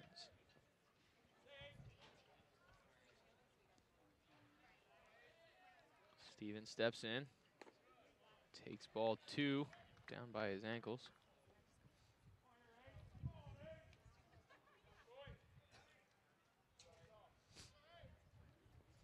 One now for Stevens. Swung through, strike 2. Just fanned right over that one.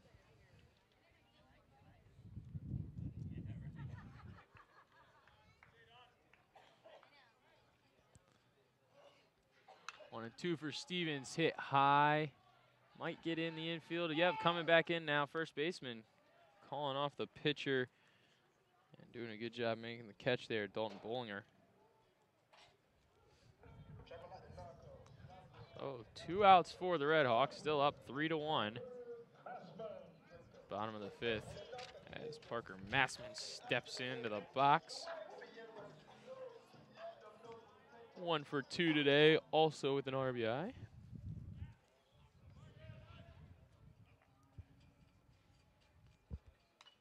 First pitch swung on, tip foul behind home plate.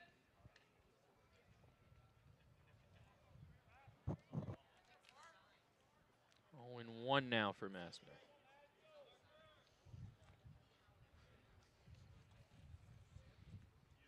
That one swung through. 82 on the gun. So Massman falls behind. 2 strikes, no balls. 2 outs here in the 5th. No one on base. RedHawks struggling at the plate last couple innings.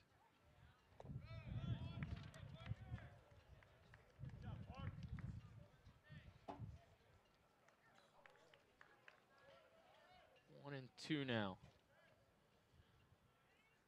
Massman grabs that wide stance, left foot open, and fouls that one off behind home plate. So staying alive, staying in the count, and running up Schutz pitch count a little bit. He's at 72.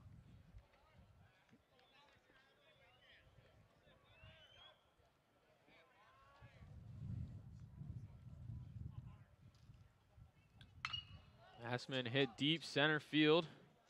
Back towards Adolph at the wall. But this time he'll make the grab, and the RedHawks have 6 straight batters retired.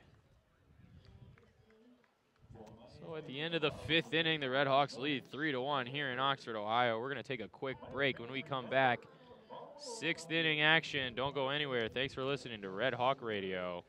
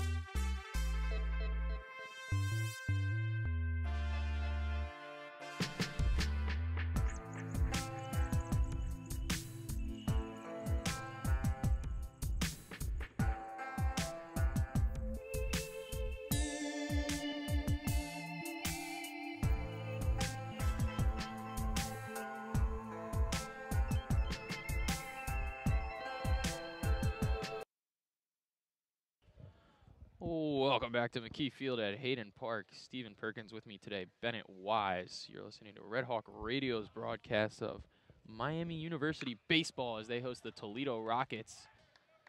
Second of a 3-game series. First pitch of the 5th inning popped up to the first baseman, Ross Haffey. Easy grab for him. So 1 down for the Rockets. Miami trying to ride a wave of momentum off of yesterday's victory, topping the Rockets at home last night 8-7 with a walk-off. So some exciting baseball here in Oxford.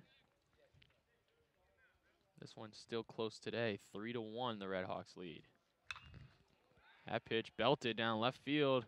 Gonna be a tough play. Nope, off the wall, bouncing into the warning track, and it'll be a double for Trace Hatfield, the leadoff hitter for Toledo.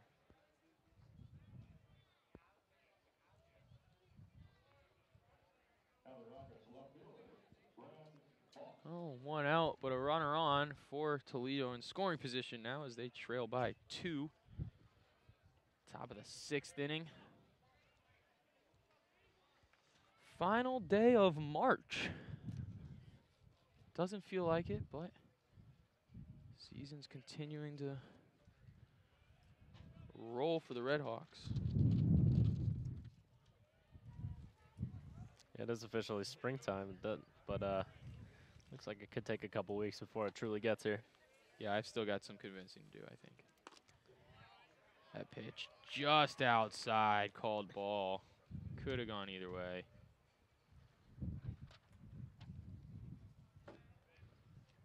Wind picking up again, off and on.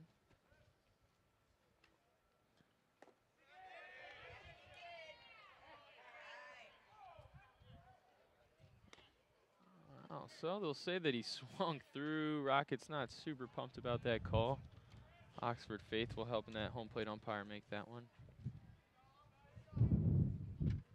1-1 the count after that close ball on first pitch.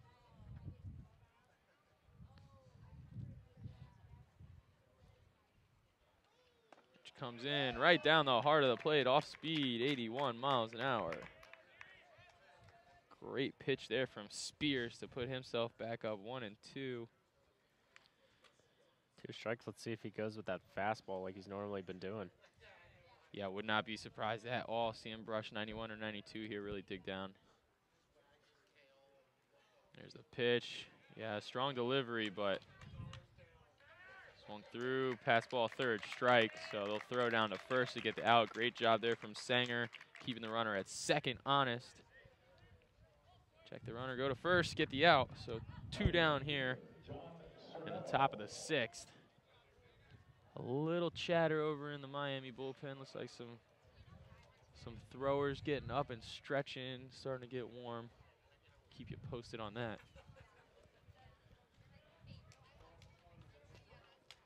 Cervello steps in for the Rockets. He's 1 for 2 today, almost 340 on the season. So big hitter here for Toledo.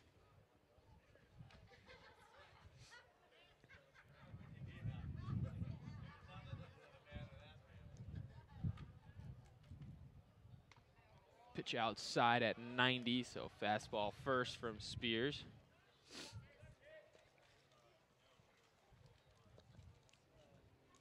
Scored as a ball, so 1-0 now.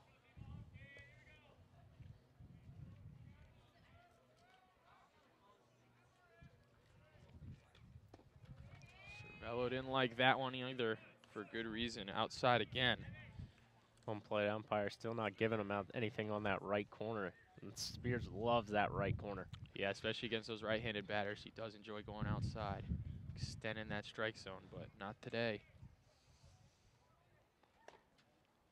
Of course, didn't give him the left side either. That one, I think, a little bit low. Another good call there from the umpire, but 0-3 for Spears nonetheless. With a runner in scoring position. Should be a little aggressive, just trying to get a strike in there. Yeah, fouled off there now, so he'll get that strike he's been looking for. 3-1 the count.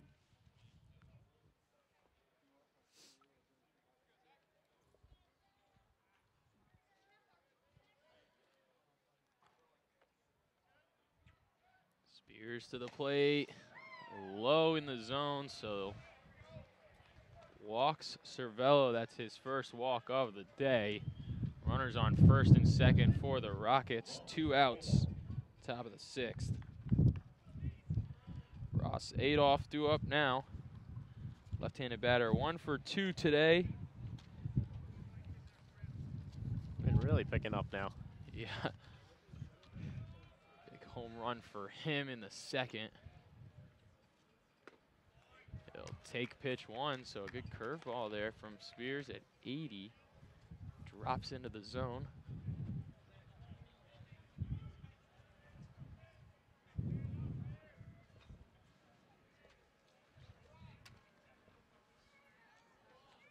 Spears high and inside, so 1-1, it'll even up.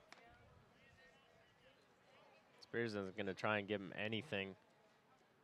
Adolph really aggressive and with 2 runners on base. Anything could go here. Yeah, so a quick conference out at the mound. See what they want to do with him here.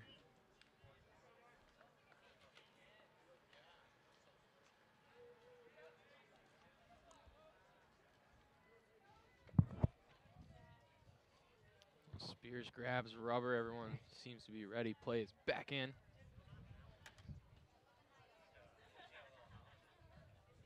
Sanger takes his position, but that ball never reaches him. It's hit deep left center field, off the track, off the wall. Ripped in, cut off. We're going to go triple for Ross Adolph. And the Rockets score 2, tying it up. The Toledo dugout getting rowdy. Yeah, that's exactly what he did. He was aggressive. Went and saw his pitch, slapped another one out into the outfield. There's a reason he's leading this team in batting average. I mean, he smacked that one out there.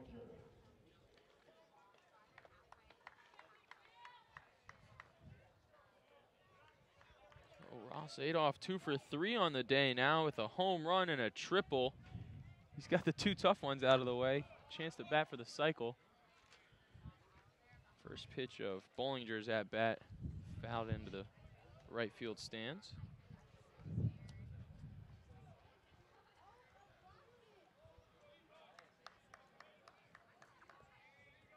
Oh, 1 for Bollinger. Runner on third, 2 outs. The chance to retake the lead.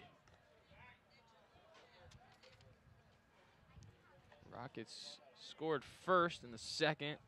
Miami responded with a run of their own and then 2 more in the third. And this one's hit right back up the gap, right over second base, and a single RBI there for Bollinger. Spears visibly rattled on the mound right now. Looks to be Michael Kendricks up in the bullpen for Miami. Came in relief. Usually gets an inning in to set up a Miami closer. Yeah, bottom of the 6th here. We'll see how long they leave Spears. Control starting to become a bit of an issue. His speed falling off now as well. He's pushing 100 pitches. He's at 90 currently. First ball in the dirt, 89. See how he responds after giving up back-to-back hits and forfeiting the 3-1 lead into a 4-3 deficit. Still no knock on Spears' play today. Been very, very good up until this point. Maybe overuse that fastball a little bit, start to tire as the game goes on. Yeah, and the fastball can get to you. I know most people think that it's the breaking balls that really do some work on the arm, but when you really mix it up a lot, that's what really kills it.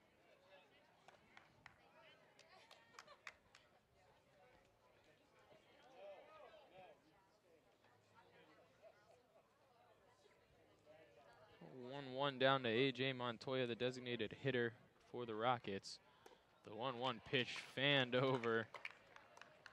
So Spears ahead in this count. 2 strikes on Bollinger. Excuse me, on Montoya. Bollinger on first. Taking a pretty conservative lead. And swung through for strike 3, but it's a pass ball, third strike.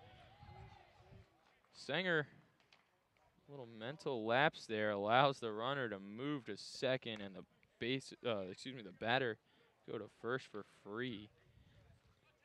They had 2 outs. That's a tough break for the RedHawks defensively. Just Sanger unable to control that drop third strike. Bobbled it a little, slipped coming in to pick up the ball against the backstop. So runner on first and second now with a fresh count. That's got to be tough for Spears. That first pitch rocketed down the left field line right off the J. Hayden Baseball Center.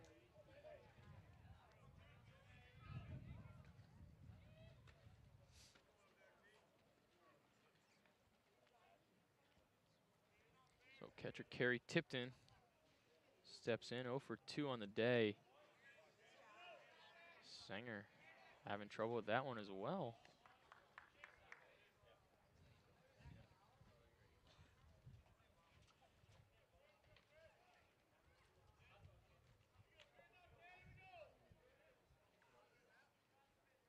Pace slowing down a little bit here as we push towards the final 3 innings. The 1-1 hit squarely to Vogelsang at second. Tipton just doesn't have the legs to run it out, so out of the jam anyway. After giving up 3 and forfeiting the lead. Hits now 7-8, still in favor of the RedHawks. Score 4-3 in favor of the Rockets. Yeah, Rockets able to get to Spears there. Looking a little bit more aggressive, swinging the bats more, but I mean, this type of environment right now for Spears isn't very conducive for pitchers. It's cold, sun keeps fading in and out, and you know, it's a lot. It's a great mental struggle out there on the mound. Yeah, so we'll see if we get Spears back in the 7th. I really am not sure which way they'll go with that. My guess would be no. Yeah, if it was the 5th or 6th, we probably would. But you know, going into the 7th, you put in Hendricks, who's getting loose right now, and potentially bring in a guy like Almquist or Corbell to finish out the game for Miami. Still nothing doing in that Rocket bullpen, so they're liking Sam Schutz right now. He's only thrown 77. Haven't seen his control or speed drop off too much. He likes using the off speed. Not a real fast guy to start with, though he can get up to the 90 range if he needs to.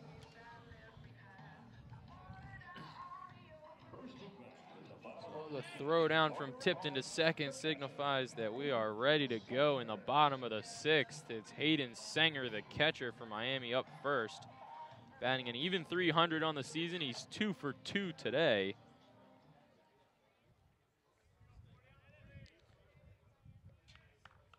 Two hits and a run in 2 at-bats. First pitch whiffed over. Off speed, 81 miles an hour. Caught him there.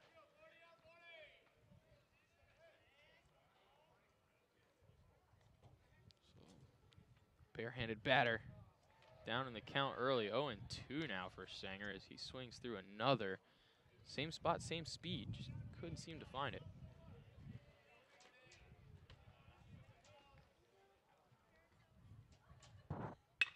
That one right over the second baseman's head, so Sanger able to leg it out and stretch it into a double. Sanger 3 for 3 on the day. Due up now for the RedHawks, Kyle Winkler, the left fielder who came in relief of Brooks Urich. Winkler 0 for 1 today with reaching first on a fielder's choice. The usual starter out there in left field for the RedHawks. See how he acts with a runner on second here.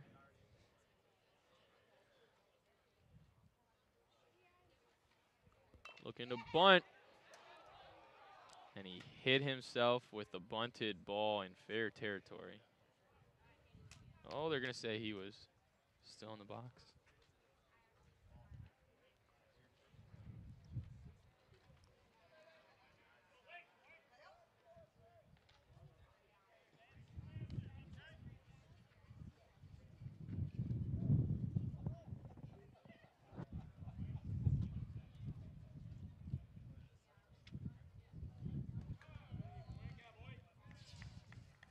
Looks like the wheel is on for the Rockets.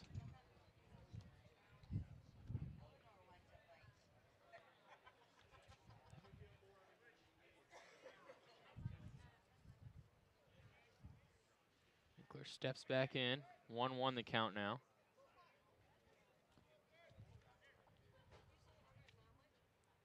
He's going to swing, but popped up short, shallow left field. It drops in fair. They just could not get to it. The perfect storm there for the Rockets defense. As the RedHawk faithful let Winkler know. Should be ruled a hit. Yeah, it is indeed. So a double for Winkler, just getting over the third base, right there on foul line. Good strategy, showing bunt the first two, taking a ball, pulling it back, and then getting a good piece of the ball there. With that third baseman, shortstop, we're playing in close and unable to get out into shallow outfield. Yeah, you know, I think those first two couple showed bunts definitely drew in those infielders some. Might have been the difference between the out and the double.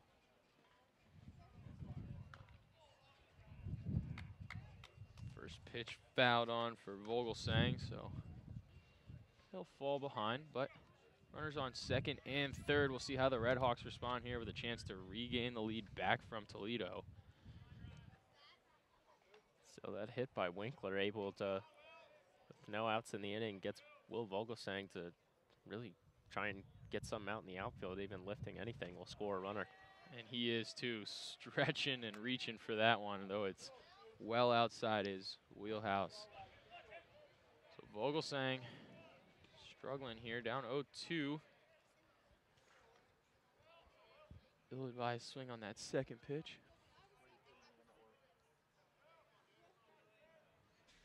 He's 0 for 2 on the day.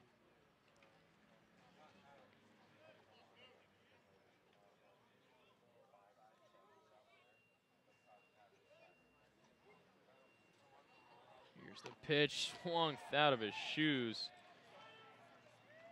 Vogelsang caught there, so one down for the RedHawks as he heads back to the dugout frustrated.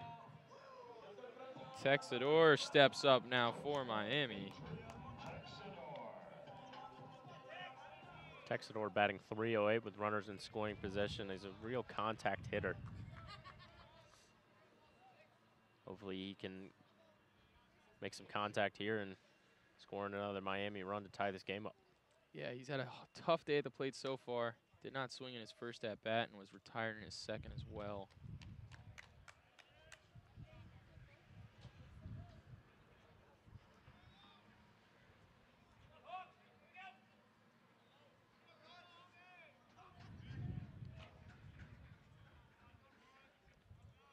Runners on second and third for the RedHawks, 1 out.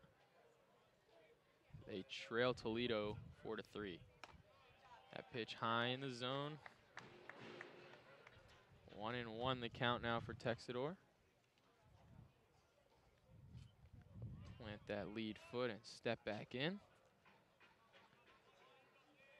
Shoots on the mound, accepts the sign from Tipton. In there for a strike, 85 miles an hour with the fastball, so not quite as quick as Spears has been coming in today, but definitely a lot more control and a much deeper arsenal too. Yeah, favoring the breaking ball a lot, and it's catching these Miami batters off guard, really getting it in and getting those corners. Comes back with a bit of a changeup, 79, catches Texador again, so tough day for the shortstop. But back to the top of the order for Dallas Hall.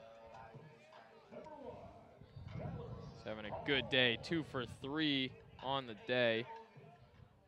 got an RBI as well.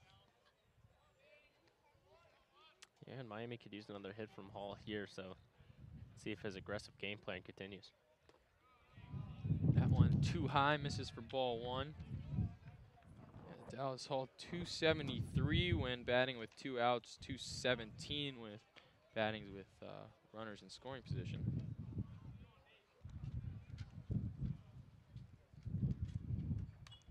Fouls that one, he was on top of it. Back behind home plate into the protective netting.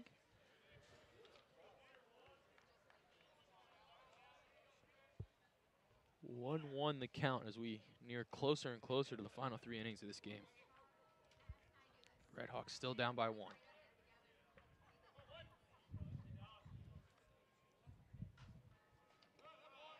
That ball in the dirt, so a good eye from Hall.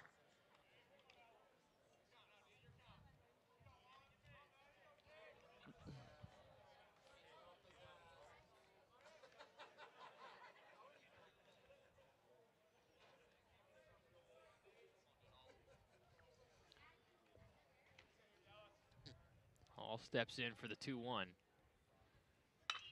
Hit to the shortstop, but fumbled, unable to make the play out there. So it's going to be a run scored for Miami as they tie it up. And they're going to score that one, E6. So Chris Myers struggling, couldn't get that throw over. Hall reaches first. And the RedHawks are tied. Yeah, good job just getting the ball on the bat there by Hall. Yeah, and in a ground ball out like that, you just hope that that Myers makes an error like he just did and get on base. Yeah, good hustle from Hall, getting there in time. A quick meeting at the mound for the Rockets. We'll see what comes of this. Sam Schutz is at 94 pitches, 5 2/3 innings.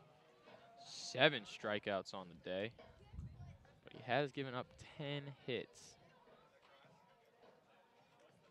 Home plate umpires. So that's enough time. Let's get this thing going.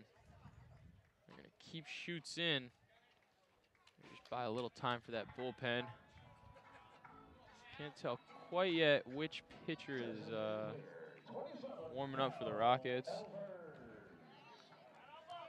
Calipetro, it looks like, is getting some throws in, so we'll keep you posted on that. Hendricks still busy in the Miami bullpen. First pitch strike from Schutz down to Elvers. Elvers 0 for 3 on the day. Expected a little more out of him in the 2-hole, but we'll see how he responds now with Hall on first.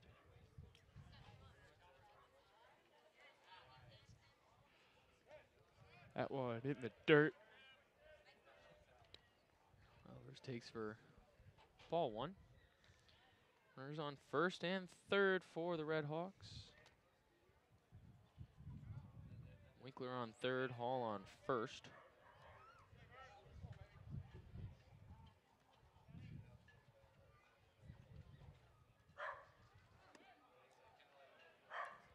Elvers swings through that one. Strike 2 for he. It's pups in the park day in case you hear the barking out behind us. Really pretty dogs here today. Yeah, Hayden Park, very dog friendly. You always see a couple of them out. Every game all year long. And some creative base running there from Dallas Hall is he's just gonna catch Schutz off guard. The whole Rocket team, he just kind of started walking towards first or second. Yeah, picked up the pace and then took off sprinting. Schutz knew if he throws down to second, he risks giving up that go-ahead run. Winkler on third, so the first and third with 2 outs. Working well. Don't see that every day. Yeah, it was kind of interesting. You know, Schutz kind of hesitated. Looked like Hall tried to play it off as if home plate umpired called a timeout. It was a great strategy. Elvers swings through, pass ball, third strike, but throw down to first, good. So the RedHawks retired nonetheless. 4-4 tie as we head to the 7th inning. Don't go anywhere. We'll be right back. Thanks for listening to RedHawk Radio.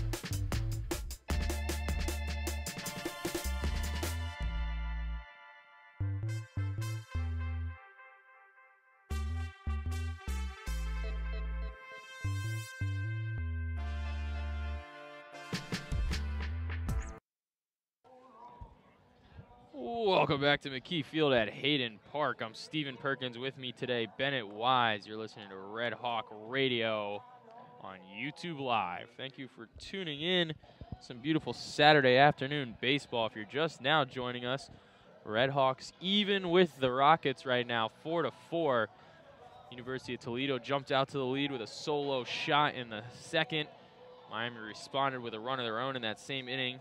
Miami followed that up with 2 runs in the third, giving them a 3-1 lead. That was quickly cut in this last inning as Toledo was able to score 3 runs, taking back the lead 4-3, but the RedHawks able to capitalize on an error and score their 4th. So tied as we head into the bottom 3 innings. And new pitcher out here for the RedHawks, so it is going to be Hendricks replacing Spears. Spears gave up 4 runs on 7 hits. Had a good day. Matched that with 6 strikeouts.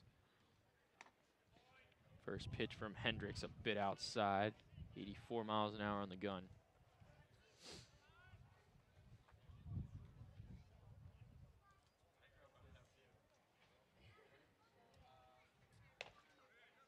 Second one in there for a strike, though. 1-1, Hendricks battles back.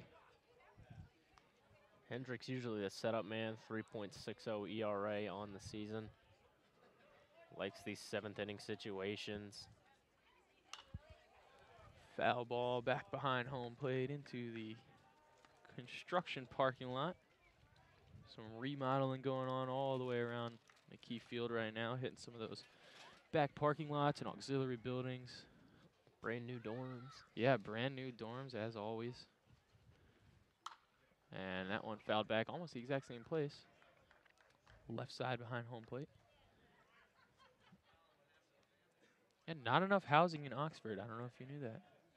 Yeah, Miami University is running out of beds. It's kind of surprising. I mean, a lot of the residence halls don't seem that cramped. Oh, 1-2 belted. Uh-oh, big bounce out off the turf. That one's going to roll all the way to the wall out in left field. Getting down at third, tag not in time. So a triple.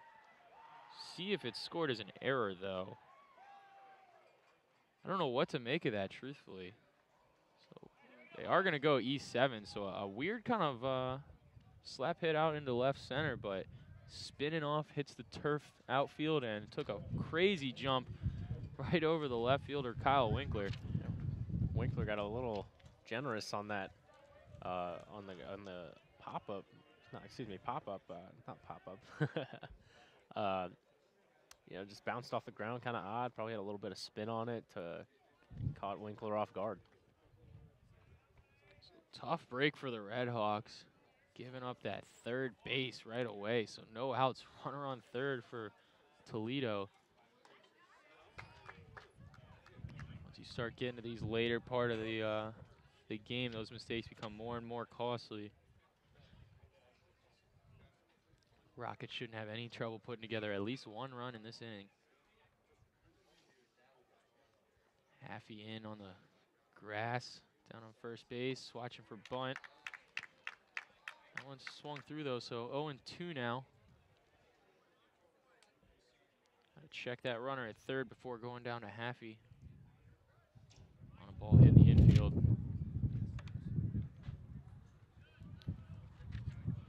One is gonna be a ball. Gets away from Sanger a little bit, but down the third base line, so no real threat.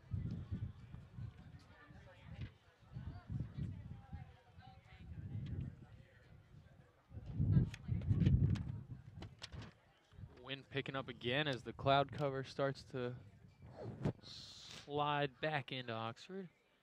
Losing some of that beautiful warm sun. Hendricks goes away again, so 2-2 now as he throws down to Ghost. 387 on the year, so a monster hitter here for the for the Rockets. He tips that one straight down off his boot. Caught on the outside part of the ankle. That did not look like fun.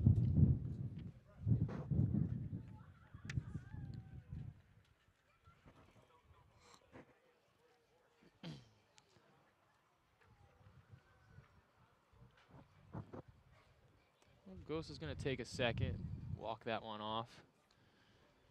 A couple quick circles around the... Yeah, just a little stinger. Should be back in the box in no time. So 2-2 after the foul ball.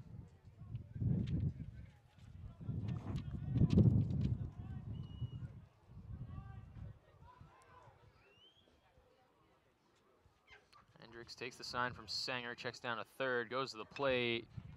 Chopper to short, Texador checks runner, goes to first. Beautiful defensive play by the RedHawks as they retire Ghost and hold the runner at third.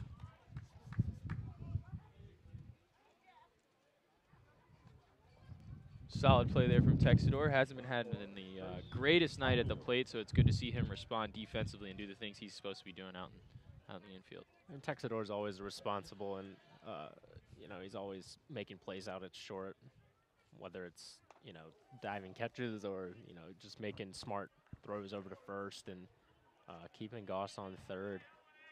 You never want to count on a guy to bail you out of situations, but you sometimes can with Texador. It's always nice to have that guy at a couple really, really nice plays back-to-back when we were here for the Ryder games. This one's going to get chopped just foul over the third base. Yeah, and Texador's a leader on this team. He is a senior. He's, you know, one of two Miami players to start in every single game, him and Haffey. Very reliable, and that's what you need on a team like this where you have a good balance of vets and freshmen as well.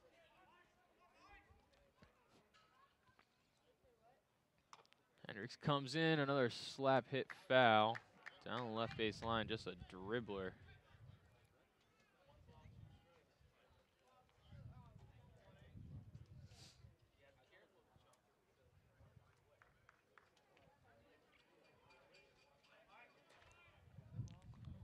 One ball, 2 strikes for Hatfield. He's 1 for 3 on the day.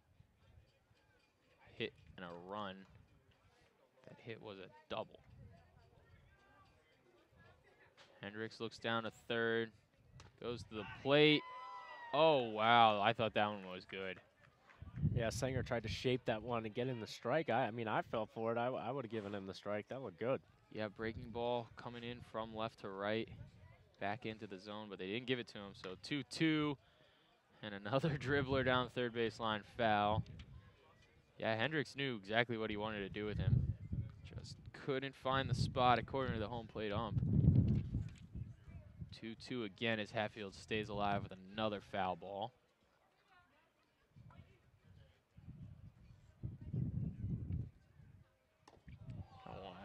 High and tight, a little chin music for Hatfield as he ducks out of the way.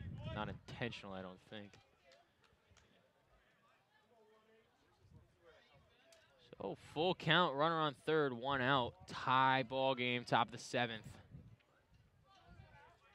Hendricks on the mound for Miami, throwing down to Trace Hatfield. High and inside, jammed him up a little bit. Fouled off down the right field line.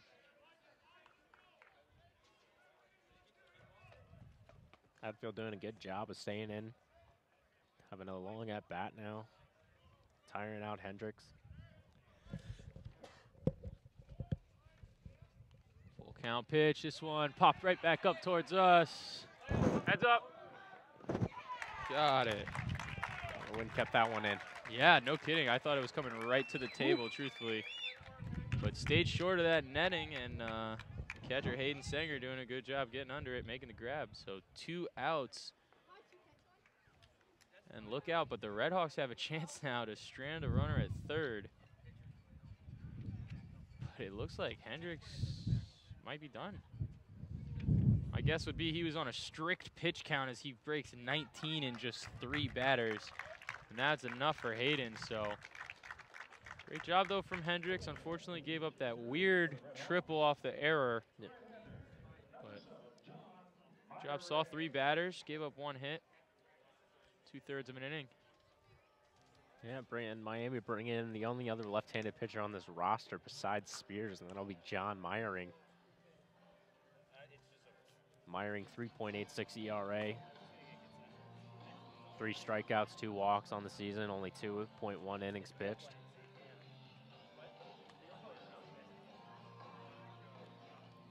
So we'll give Meyering a quick second to get his warm-up pitches in from the mound. When we come back, the end of the 7th, followed by the 8th and 9th, tie ball game in Oxford. Thanks for listening to RedHawk Radio.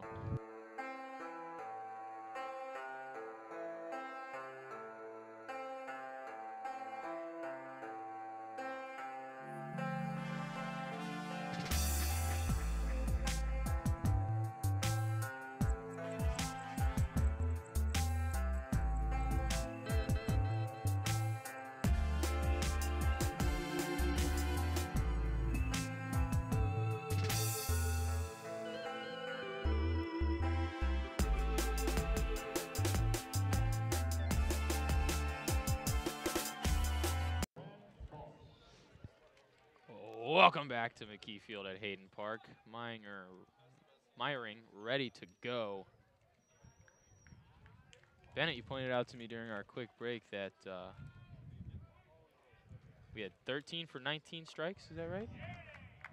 Well, he had 19 pitches for 13 strikes, yeah. There by Hendricks, productive. Like you said, probably on a pitch count. But got the job done no less. A lot of foul balls, so that, that's taxing, especially for a setup guy who's, not used to throwing 20 pitches usually.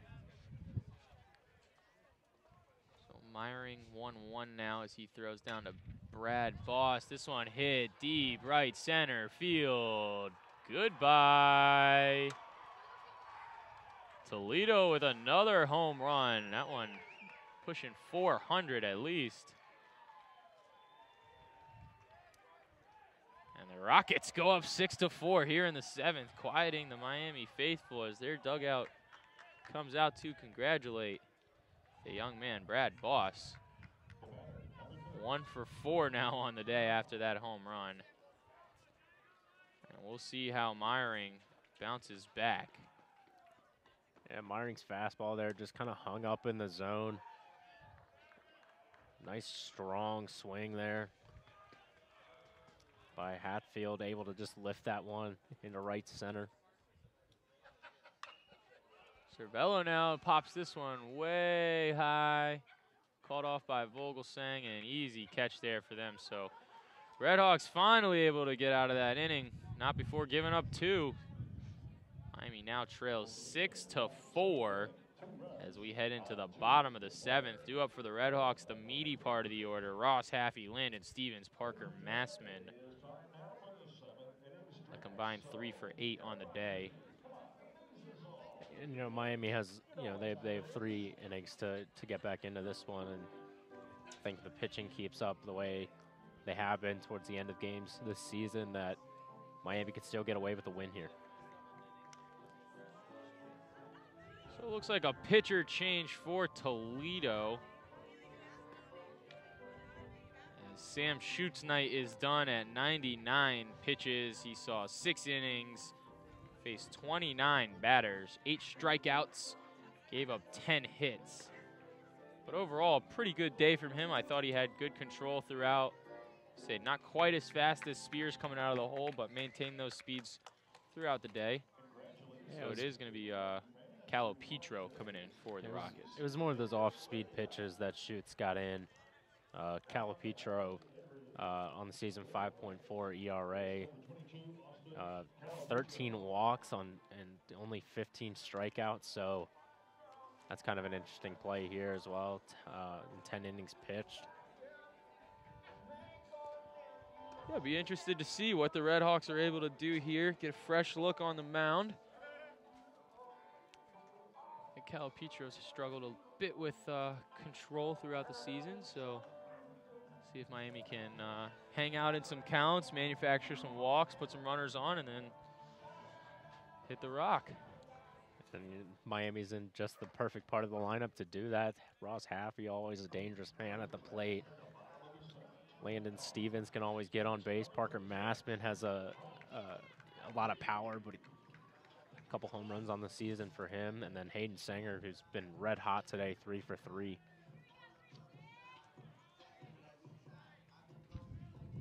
Yeah, I think if I'm Ross Haffey here, I'm coming out real aggressive, trying to set a tone for the following part of my lineup, and really let Calipetro know that RedHawks are not intimidated and they're ready to swing. Although first pitch swung right through 91 on the gun, so Calipetro bringing a little more heat than we saw from Schutz. Matching about where Spears hung out for the first few innings of the game, 91. 0-1 to Haffey, tip foul, 90 miles an hour, so speed again. We'll see what Calipetro has here.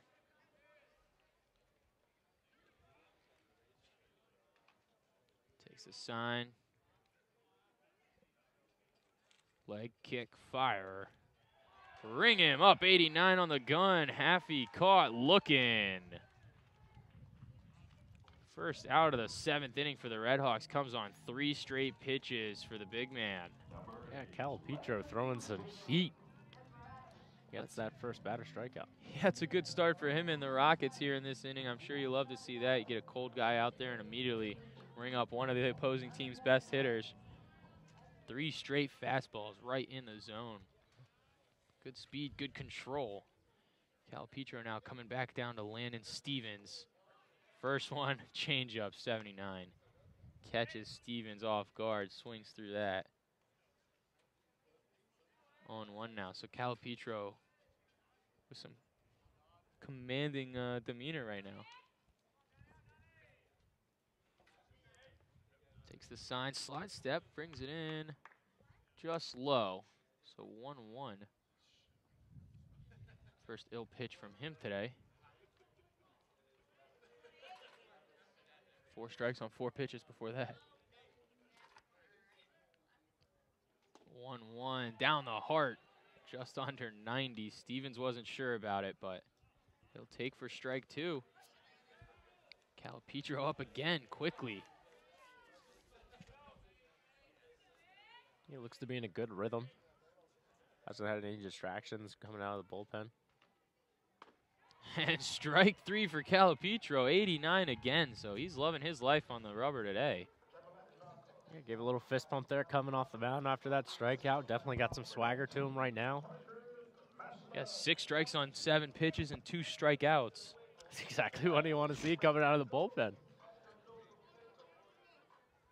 So tough stretch there for Stevens and Haffey. Let's see if Parker Massman can right the ship. First pitch swung on, hit to the third baseman, routine play down to first. And the RedHawks are retired in order.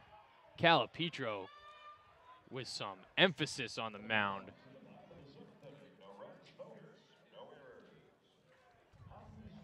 No runs, no hits, no errors. Calipetro. That is, wow, yeah, wow. I don't know what to say. There's nothing really to say. I mean, it was perfect. Seven strikes on 8 pitches, retiring 3 in order. I mean, including 2 strikeouts. That half inning just went by so fast. I mean, it was pitch after pitch. It was perfect. So we'll see what the RedHawks bring back as Meyerings Day is done as well. RedHawks are going to go.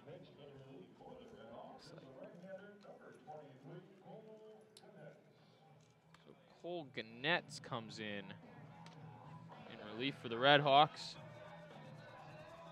Minger with a quick outing. Hendricks with a quick outing. Rolling through pitchers here. If you're Toledo, you've got all the momentum right now. Scoring 2 to take the lead, 6-4 in the first half of the 7th, and then shutting down that RedHawks offense in the second half. Yeah, I mean, 5 runs in the past 2 innings for Toledo. They truly, I mean, they got the ball rolling. Yeah, went from being down 3-1 to up 6-4 in just a couple innings. And the only person in that lineup for the Rockets that doesn't have a hit is the catcher Tipton. And he's batting sub 100. Yeah, tough start for him. Only seen about 35 plate appearances, but nonetheless, he'd like to see a few more hits.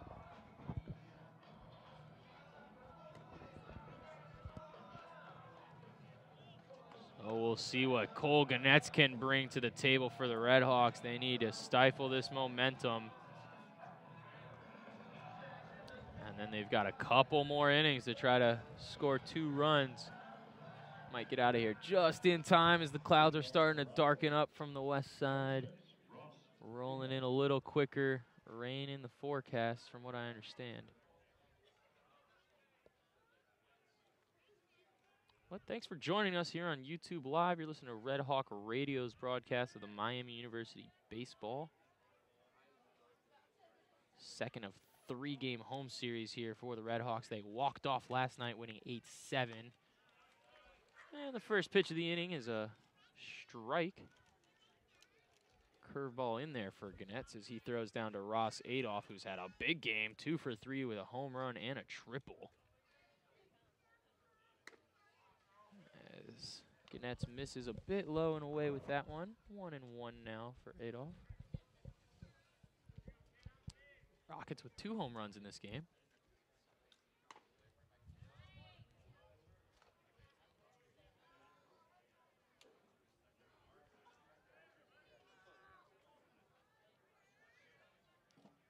The 2-1 down to Adolph, tipped and back behind home plate. He's batting .500 as a leadoff guy. Every other at bat. Getting a hit, and when he starts the inning is a hit. He's done that all year, now leading the MAC with 7 home runs. But the 2-2 pitch is in there for a strike. Pass ball, easy throw down to Haffey. Ring him up. So Adolph will fall back to 2 for 4 on the day. Still a big game for him. Got to be happy when you're batting .500. Bollinger steps in now for the Rockets. He's 1 for 3 on the day. 188 on the season. First ball floated in for a strike from Gannett, so pretty good for him so far. He looks comfortable and in control on the mound. Leg kick, fire. Right back with another strike. So he's ahead early. We'll see what he goes with here.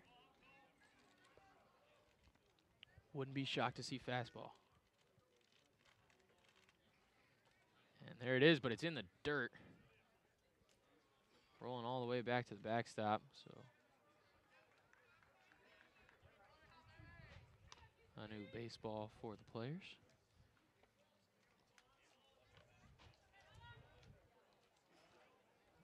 1-2 now for Bollinger. And swings right through that one at 92 miles an hour.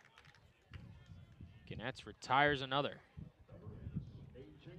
So good job there getting ahead early.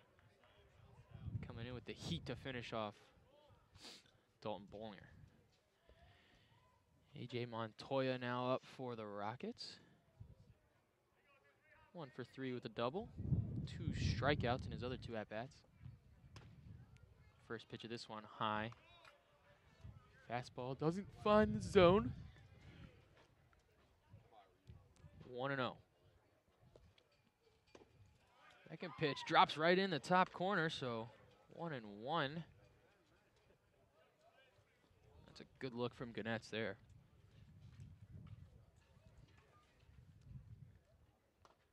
1-1 swung through. That one was low and inside, but Montoya took a cut nonetheless.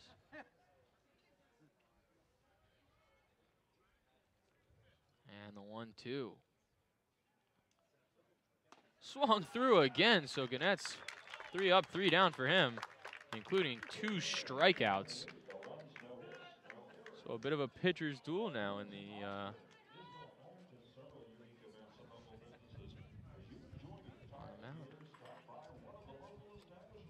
middle of the 8th here in Oxford as Miami heads to the dugout to put on their batting equipment.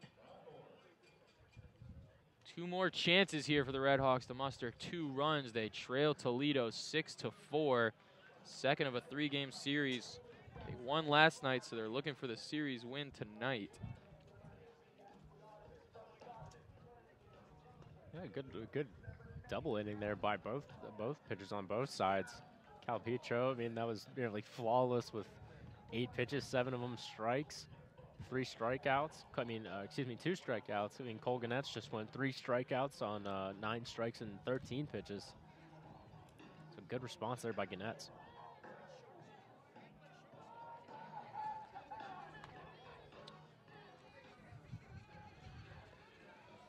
Pretty lively day at the ballpark here. Saturday afternoon crowd, better than I expected, definitely. Yeah, and for a cold one, a lot of fans out here sport the red and white. Yeah, a lot of other stuff people could be doing on their Saturday too. I know that tends to be an issue here in Oxford, but they're out in numbers today, supporting the local boys. More bundled up than we are, so a little bit more content. Yeah, a lot of blankets out today. They got their blankets, some dogs to cuddle with. Makes me want to take a nap. At bottom of the 8th, due up for the RedHawks, Sanger, Winkler, and Vogelsang.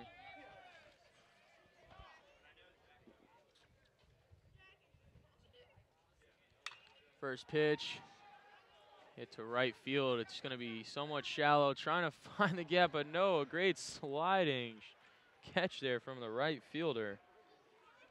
As Cervello able to set Singer back down.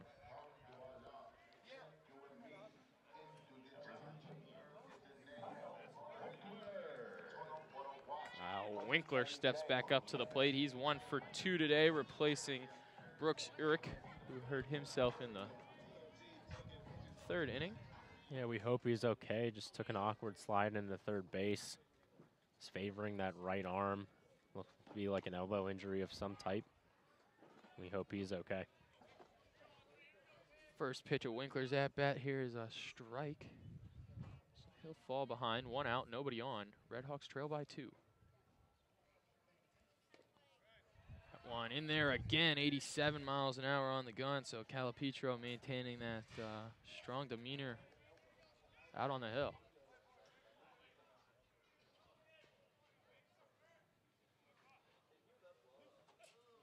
The 0-2 from Calipetro, swung through, strike 3. Winkler back to the dugout.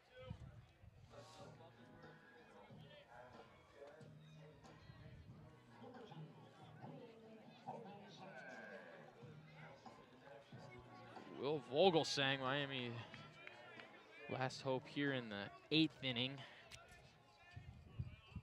2 outs, nobody on.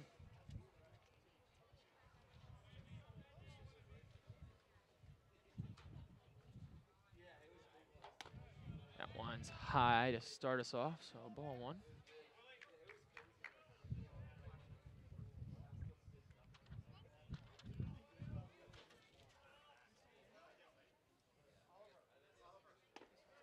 The 1-0 in for a strike at 92 miles an hour. Calipetro continues to deal. Yeah, he's been dominating now. Still only 1 ball, the rest of them strikes. 3 strikeouts. It's been hot coming off the bench. Oh, that one's a bit high. They asked first base ump if he went. They said he did not, so the check swing works out for Vogelsang there. Finds himself in a 2-1 count. 2 outs, nobody on. You'd love to at least get to Texador here. Start the ninth at the top of your lineup. Vogelsang takes a risky one. 2-2 now. 2 outs. At the plate, number 2. On 2s right now. Down by 2. Deuces are wild. Yeah. Oh, just staying alive, Vogelsang. Kind of in panic mode, defensive swing stance there. That's what he's known for. He's used to staying into long at bats, very Jason Worth-esque. Yeah, not uncommon to see him go 9, 10, 11 pitches. Loves to make contact. Over 3. Love to get on base right now. Really help out the RedHawks here. Oh, he takes the 6th pitch of that at bat for a ball, so full count now. First time we've seen Cal Petro deal from any type of disadvantage.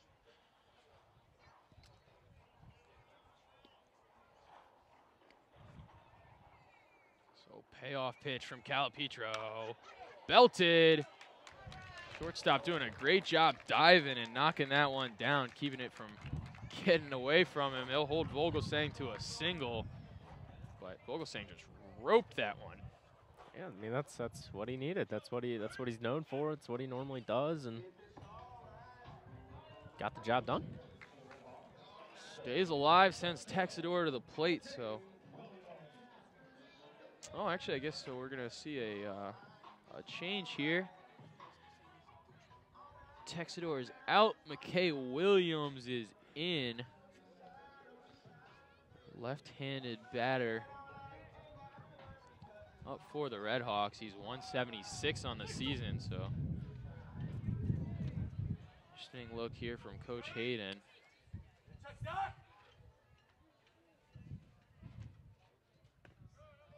He'll take first pitch for a ball, 86 miles an hour on the radar.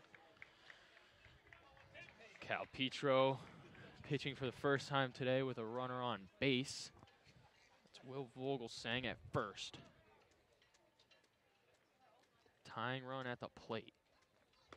Well outside again, 85 on the radar. So Cal Petro struggling a bit. First time we've seen that tonight. We'll see how he responds. It's easy to pitch well when you're wheeling, you're dealing, everything's going well for you, but it's always interesting to see how these young kids battle some of that adversity.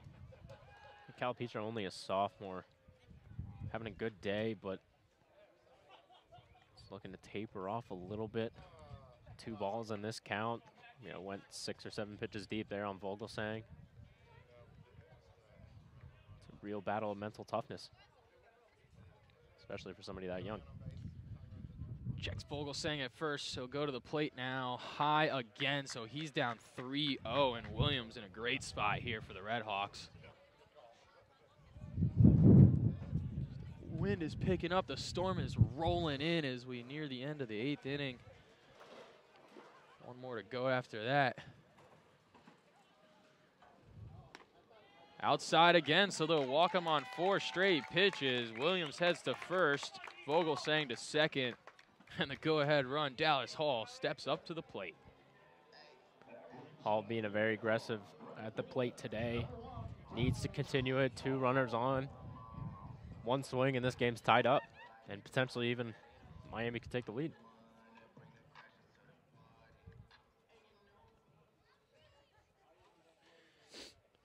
So pinch runner situation as well, it looks like. Yeah, freshman speedster Christian Tejada replacing McKay, who pinch hit. For Texador. Yeah, replaced for Texador, so triple swap here at 1 position.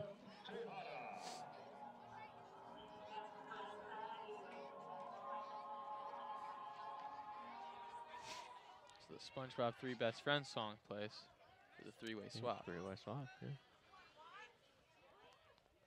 Dallas Hall steps up to the plate. He's had himself a pretty good day so far. He's 2 for 4, 2 RBIs.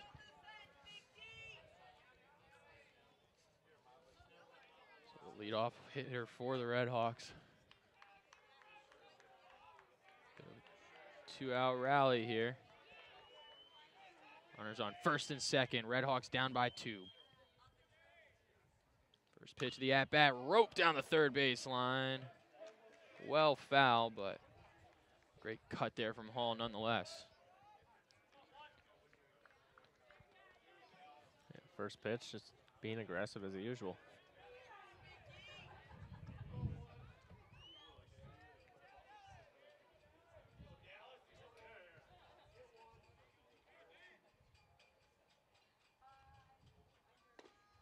Hall takes that one, but it's just on the outside corner of the plate, so strike number 2 for him. 0-2 the count with 2 outs. Caught in a real jam here. Yeah, Hall batting .261 with 2 outs, but we'll see if he can battle back in this count.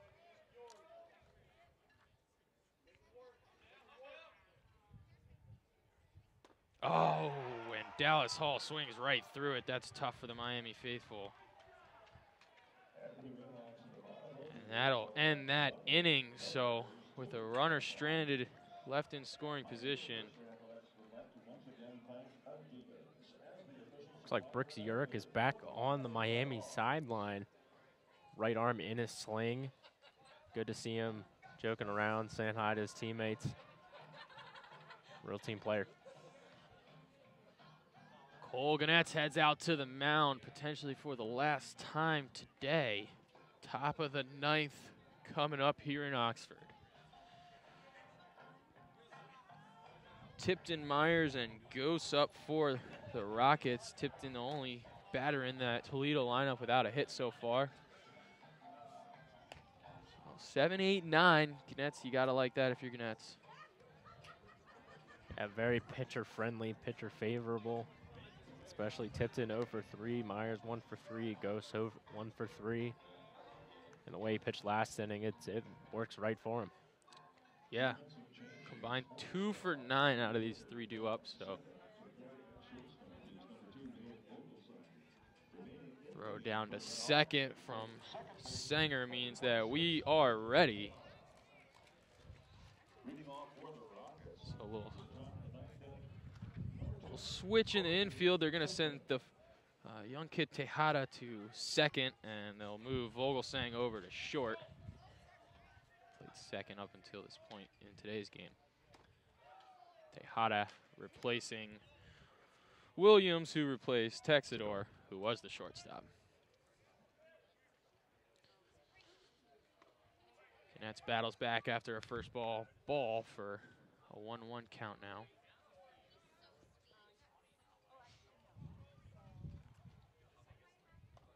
Ganetz outside on the off speed.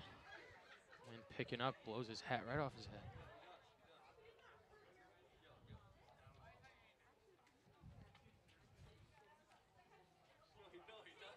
Two-one. Ganetz pitch low, and they're gonna say not in the zone. So 3-1. I thought that one looked okay. 89 on the gun, so Ganetz came back with a speed. 3-1 pitch hit, left center, deep off the track, hits the wall. Winkler couldn't get out to it. Cut off to Vogelsang, and a stand-up double for the Rockets to start the 9th inning. Toledo dugout really energized, cheering on their team. All the momentum seems to be in their court. Yeah, so Ganetz is going to have to battle here a little bit. RedHawks down 2 runs. The last thing you want to do is give up another.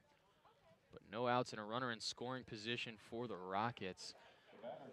A nice double by Tipton, his first hit of the game. Chris Myers now due up the shortstop for the Rockets. He's 1 for 3. Scored a run, had 1 strikeout as well. As Ganetz approaches 20 pitches.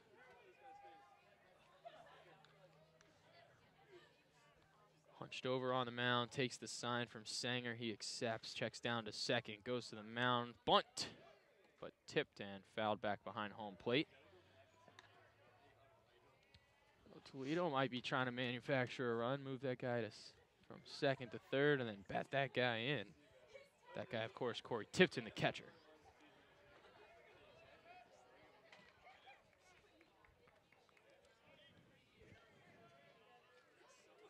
Ganetz didn't like the first one, but accepted the second sign and sings one in, 89 miles an hour, catches Myers swinging. So he's ahead now. No outs. RedHawks could use that first one.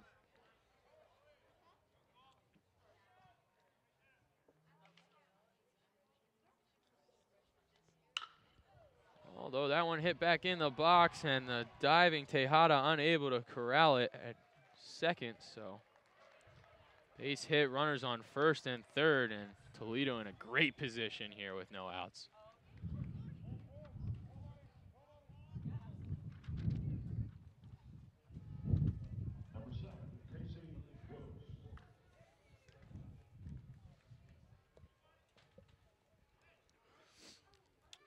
And Coach Hayden's going to call time and head out to the mound. Even he put on his gloves. It's Getting cold. really chilly now. It's cold. Clouds coming in. Yeah, the sun keeps disappearing. They actually turn the stanchion lights on and out in the outfield. Tell you what, we don't need the rain here anymore in Oxford. It's been raining the past 3-4 days. Yeah, and 3 or 4 weeks off and on before that. Just Yeah. cannot seem to shake this bad weather. And they're not those nice spring showers yet, man. It is 40 and raining. Temperature dropping today, almost to 40 now. So Coach Hayden feels comfortable, leaves Ganetz out there. Runners on first and third.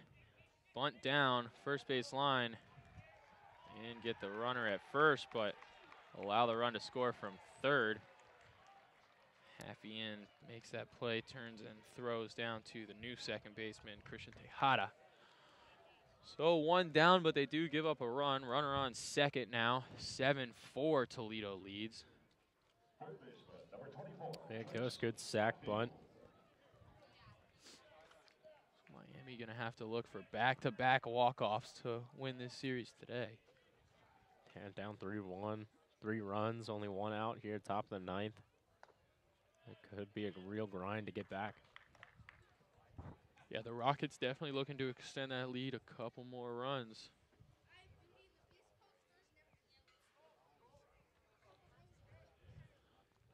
Hatfield, the top of the order for the Rockets, takes another pitch in the dirt, so he's ahead 2-0.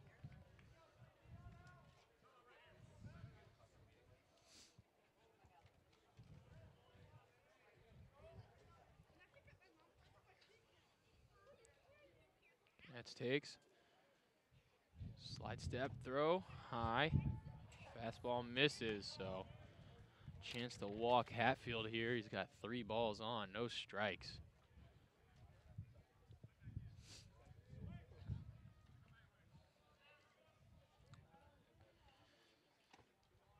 And that one's in for a strike. Another fastball finds the zone, so 3-1 the count now. Looks like Bailey Martin might be warming up in the Miami bullpen. Maybe not. A couple guys getting loose, it seems now. But able to find another strike is Ganetz. Could be Jack Corbel in there as well, it looks like now, more clearly. So full count, 1 out. Runner on second. Payoff pitch from Ganetz. Fouled. Down the right field line over the visiting dugout into the stands. Back towards that deadly parking lot.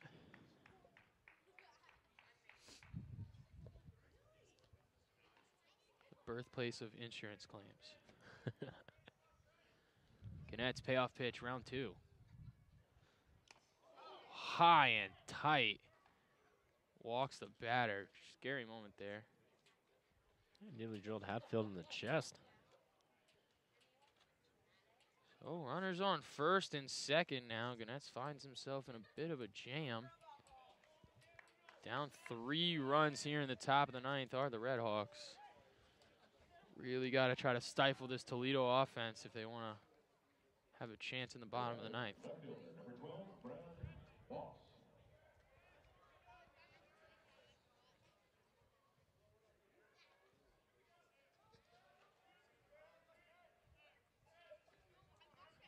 Pitch of that at bat right down Main Street, 91 miles an hour. Good for a strike.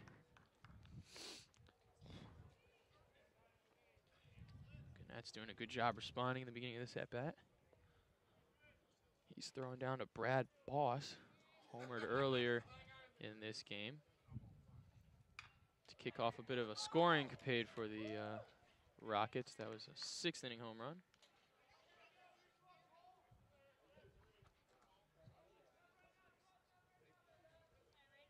Well, so they actually did score that as Hatfield being hit by that pitch. Must have grazed him either in the chest or across the arm potentially. 0-2 pitch just outside. You heard some of the RedHawk fans thought it looked good. 1-2 now for Brad Boss. Left-handed batter steps back in, 1 for 4 on the day. Just above his season average of 225. As Ganetz lets that one get away from him, high and outside. He tried to come back with the changeup. Didn't quite have the control.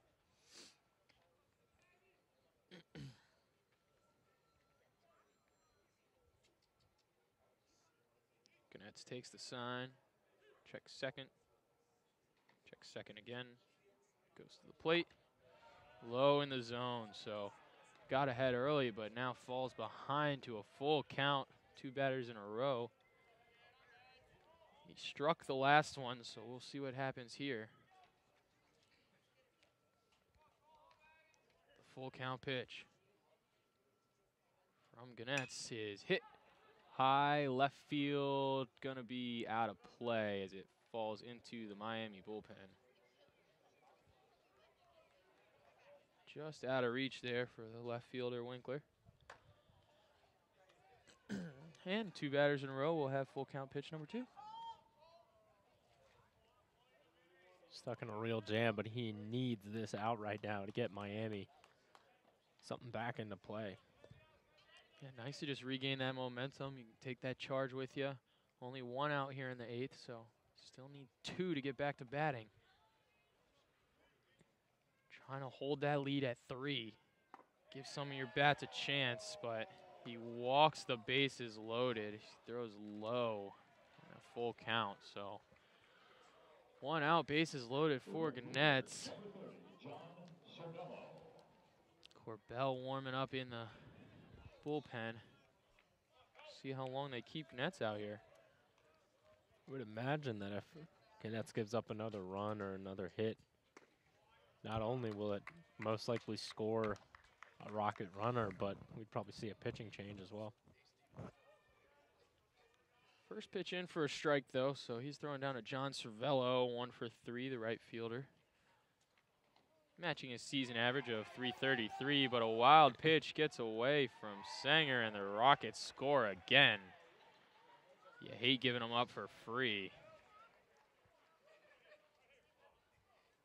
Yeah, Ganetz looks a little gassed at the moment. Slowly making his way back up to the mound. Yeah, at this point, you know, I think if you're the RedHawks, you're trying to take some time and give Corbell as much time as he can to warm up.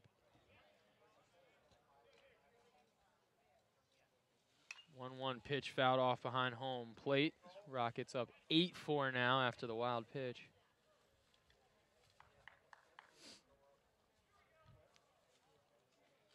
One, 2 from Ganetz up soon.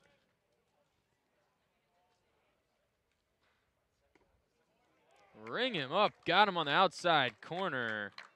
Cervello didn't like the call, but home plate umpire gave it anyway. 2 outs now for Ganetz as he's able to come away with the strikeout there.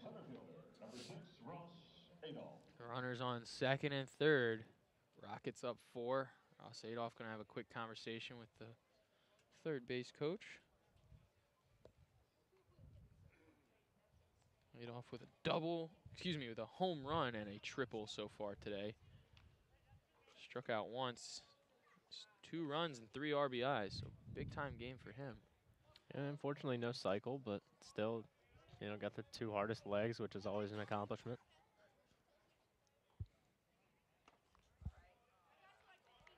That ball came in somewhere, not sure exactly where, I guess low looked good from here, but ball nonetheless. That's down to Adolph inside for ball number 2. Really starting to slip here. His Gannett's losing some of that control. And they're just going to walk him, it looks like. So, ooh, that was a close one. Almost snuck back into the strike zone. Yeah, you want to go way outside if you're going to walk somebody, but there we go. That one will do. So 4 balls there. They're not gonna mess with Adolph once you fall behind. He's already got a dinger and a triple on the day. So load him up with 2 outs and bring Dalton Bollinger to the plate. He's 1 for 4 today. A mere 184 on the season. Bases loaded. Nets ready to deal. Nets finds the zone, 81. Great off speed there. And I like the strategy, getting the intentional walk. You know, Ross Adolph, dangerous guy. You know, he's been 2 extra base hits today. You know, just get the guy on the base, and Bollinger only batting 184, so good play. Yeah, and Gannett's able to trick it with a curveball first time around, and then comes back with the speed, hits 91 on the gun. So 0-2, he's ahead. 2 outs, chance to end this half of the inning, and he does so. Bollinger with a weak swing through. But the RedHawks bats have their work cut out for them. Down 8-4, bottom of the 9th coming up. For the RedHawks, Cal Elvers, Ross Haffey, Landon Stevens. That's the part of the lineup you want to have up. It's a perfect storm here.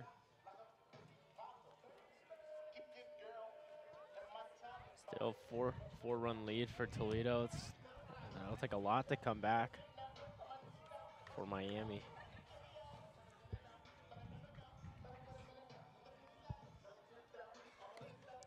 Yeah, especially with Calipetro playing as well as he has. Back out on the hill for what could be the last half inning of the game. RedHawks walked off yesterday, winning 8-7. They'll have to win 9-8 today if they want to walk off. 3-game series with Toledo here on this beautiful Easter weekend. Oxford and Toledo, the MAC rivalry alive and well. Schools about 3.5, 4 hours apart here in the Midwest. Out on the west side of Ohio. Straight shot up 75. Yeah, heart of the lineup, 2, 3, 4 hitters. Elvers, Haffey, and Stevens. These are definitely the guys that you want to have up.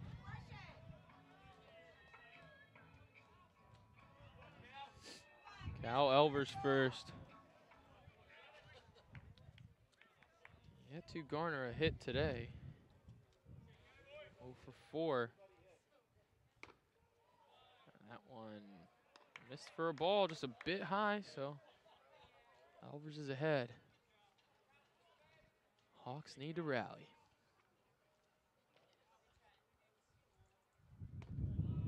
That one's in there for strike.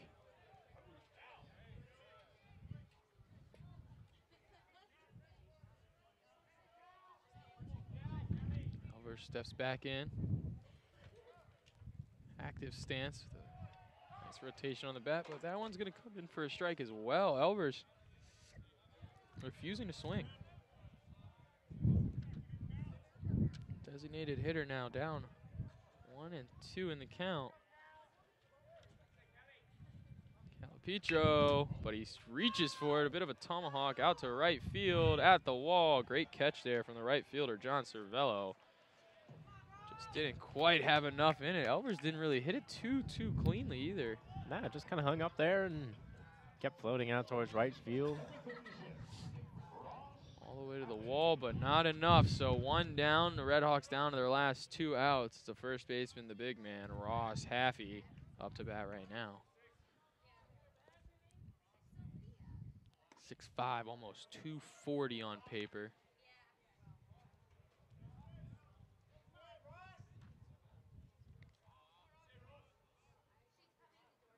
No pitch due up.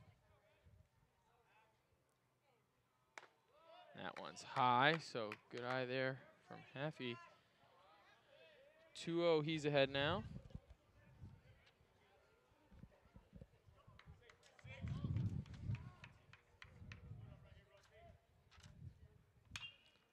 Fouled out behind home plate.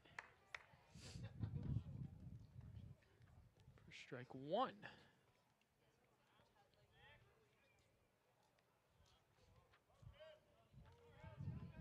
Calipetro still dealing real well so far. And he comes back with another strike, so 2-2, he's battled back in against Haffey.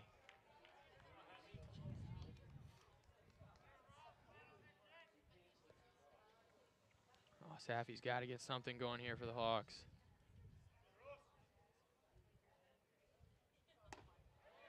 Check swing, did he go? Yes, so Haffey retired on 5 pitches. 2 outs, Landon Stevens, the last hope here for the RedHawks, down 4 runs, bottom of the 9th.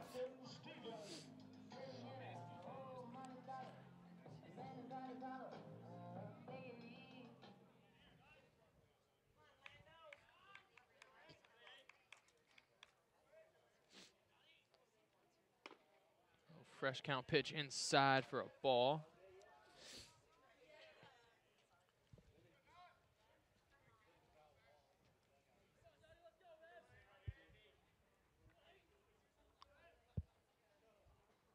One-0 pitch, fouled up and above the netting behind home plate. Back towards that Toledo Rockets bus.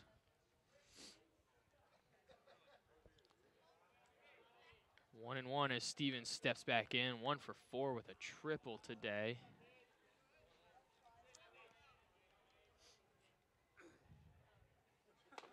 Swung right through that one at 87 miles an hour, and Calipetro's got 1 strike left to seal the game for the Rockets. Landon Stevens steps back in. Rockets infielder standing just at the edge of the dirt and turf. And that one's going to bloop over the first baseman into right field, and Stevens is going to hold at first. He thought about going 2, but he'll just take the easy money single. Oh, runner on first. RedHawks still alive. To bat now, center fielder Parker Massman. Also 1 for 4 on the day.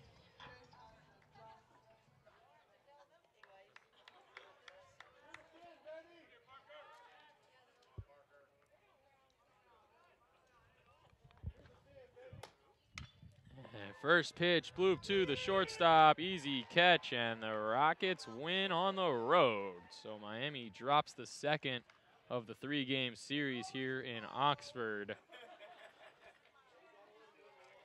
Tough break there at the end of the game. Miami had been playing well, battling throughout. I thought they looked good at the plate. They had some pretty good defense, but a couple tough innings. The pitching crew.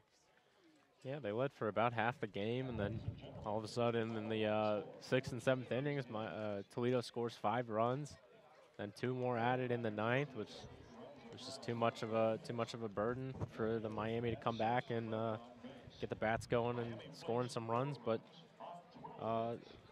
overall, you know, it's a disappointing loss, but there's still some upsides. Good job by Toledo, you know, 2 home runs in a game. But yeah, that's all I got. Yeah, that's baseball. Yeah. Tough break there for the RedHawks today after winning yesterday against Toledo. So they'll have a chance to win the series tomorrow, 1 p.m. We're back here in Oxford. RedHawk Radio will have the call again on YouTube Live. I think player of the game, though, Calipetro for me, the way that he came in and just immediately commanded respect and you know, just obliterated the Miami lineup for a couple innings there. Yeah, Calipetro, I mean, through 2 innings, you know, 18 pitches, 17 strikes. Yeah, unbelievable. Few strikeouts, so great outing by him. You know, he got a little bit of work in it towards the end, but able to keep and hold this Toledo lead. Yeah, so Toledo wins 8-4. Final hits in favor of Miami, 12-11. Each team had one error. But unfortunately, Miami could not come away with the victory. As mentioned before, we'll be back here tomorrow, 1 o'clock p.m. Eastern Time. Miami hosts Toledo in the final of the 3-game homestand. Thanks for listening. I'm Stephen Perkins, and for Bennett Wise, that's baseball.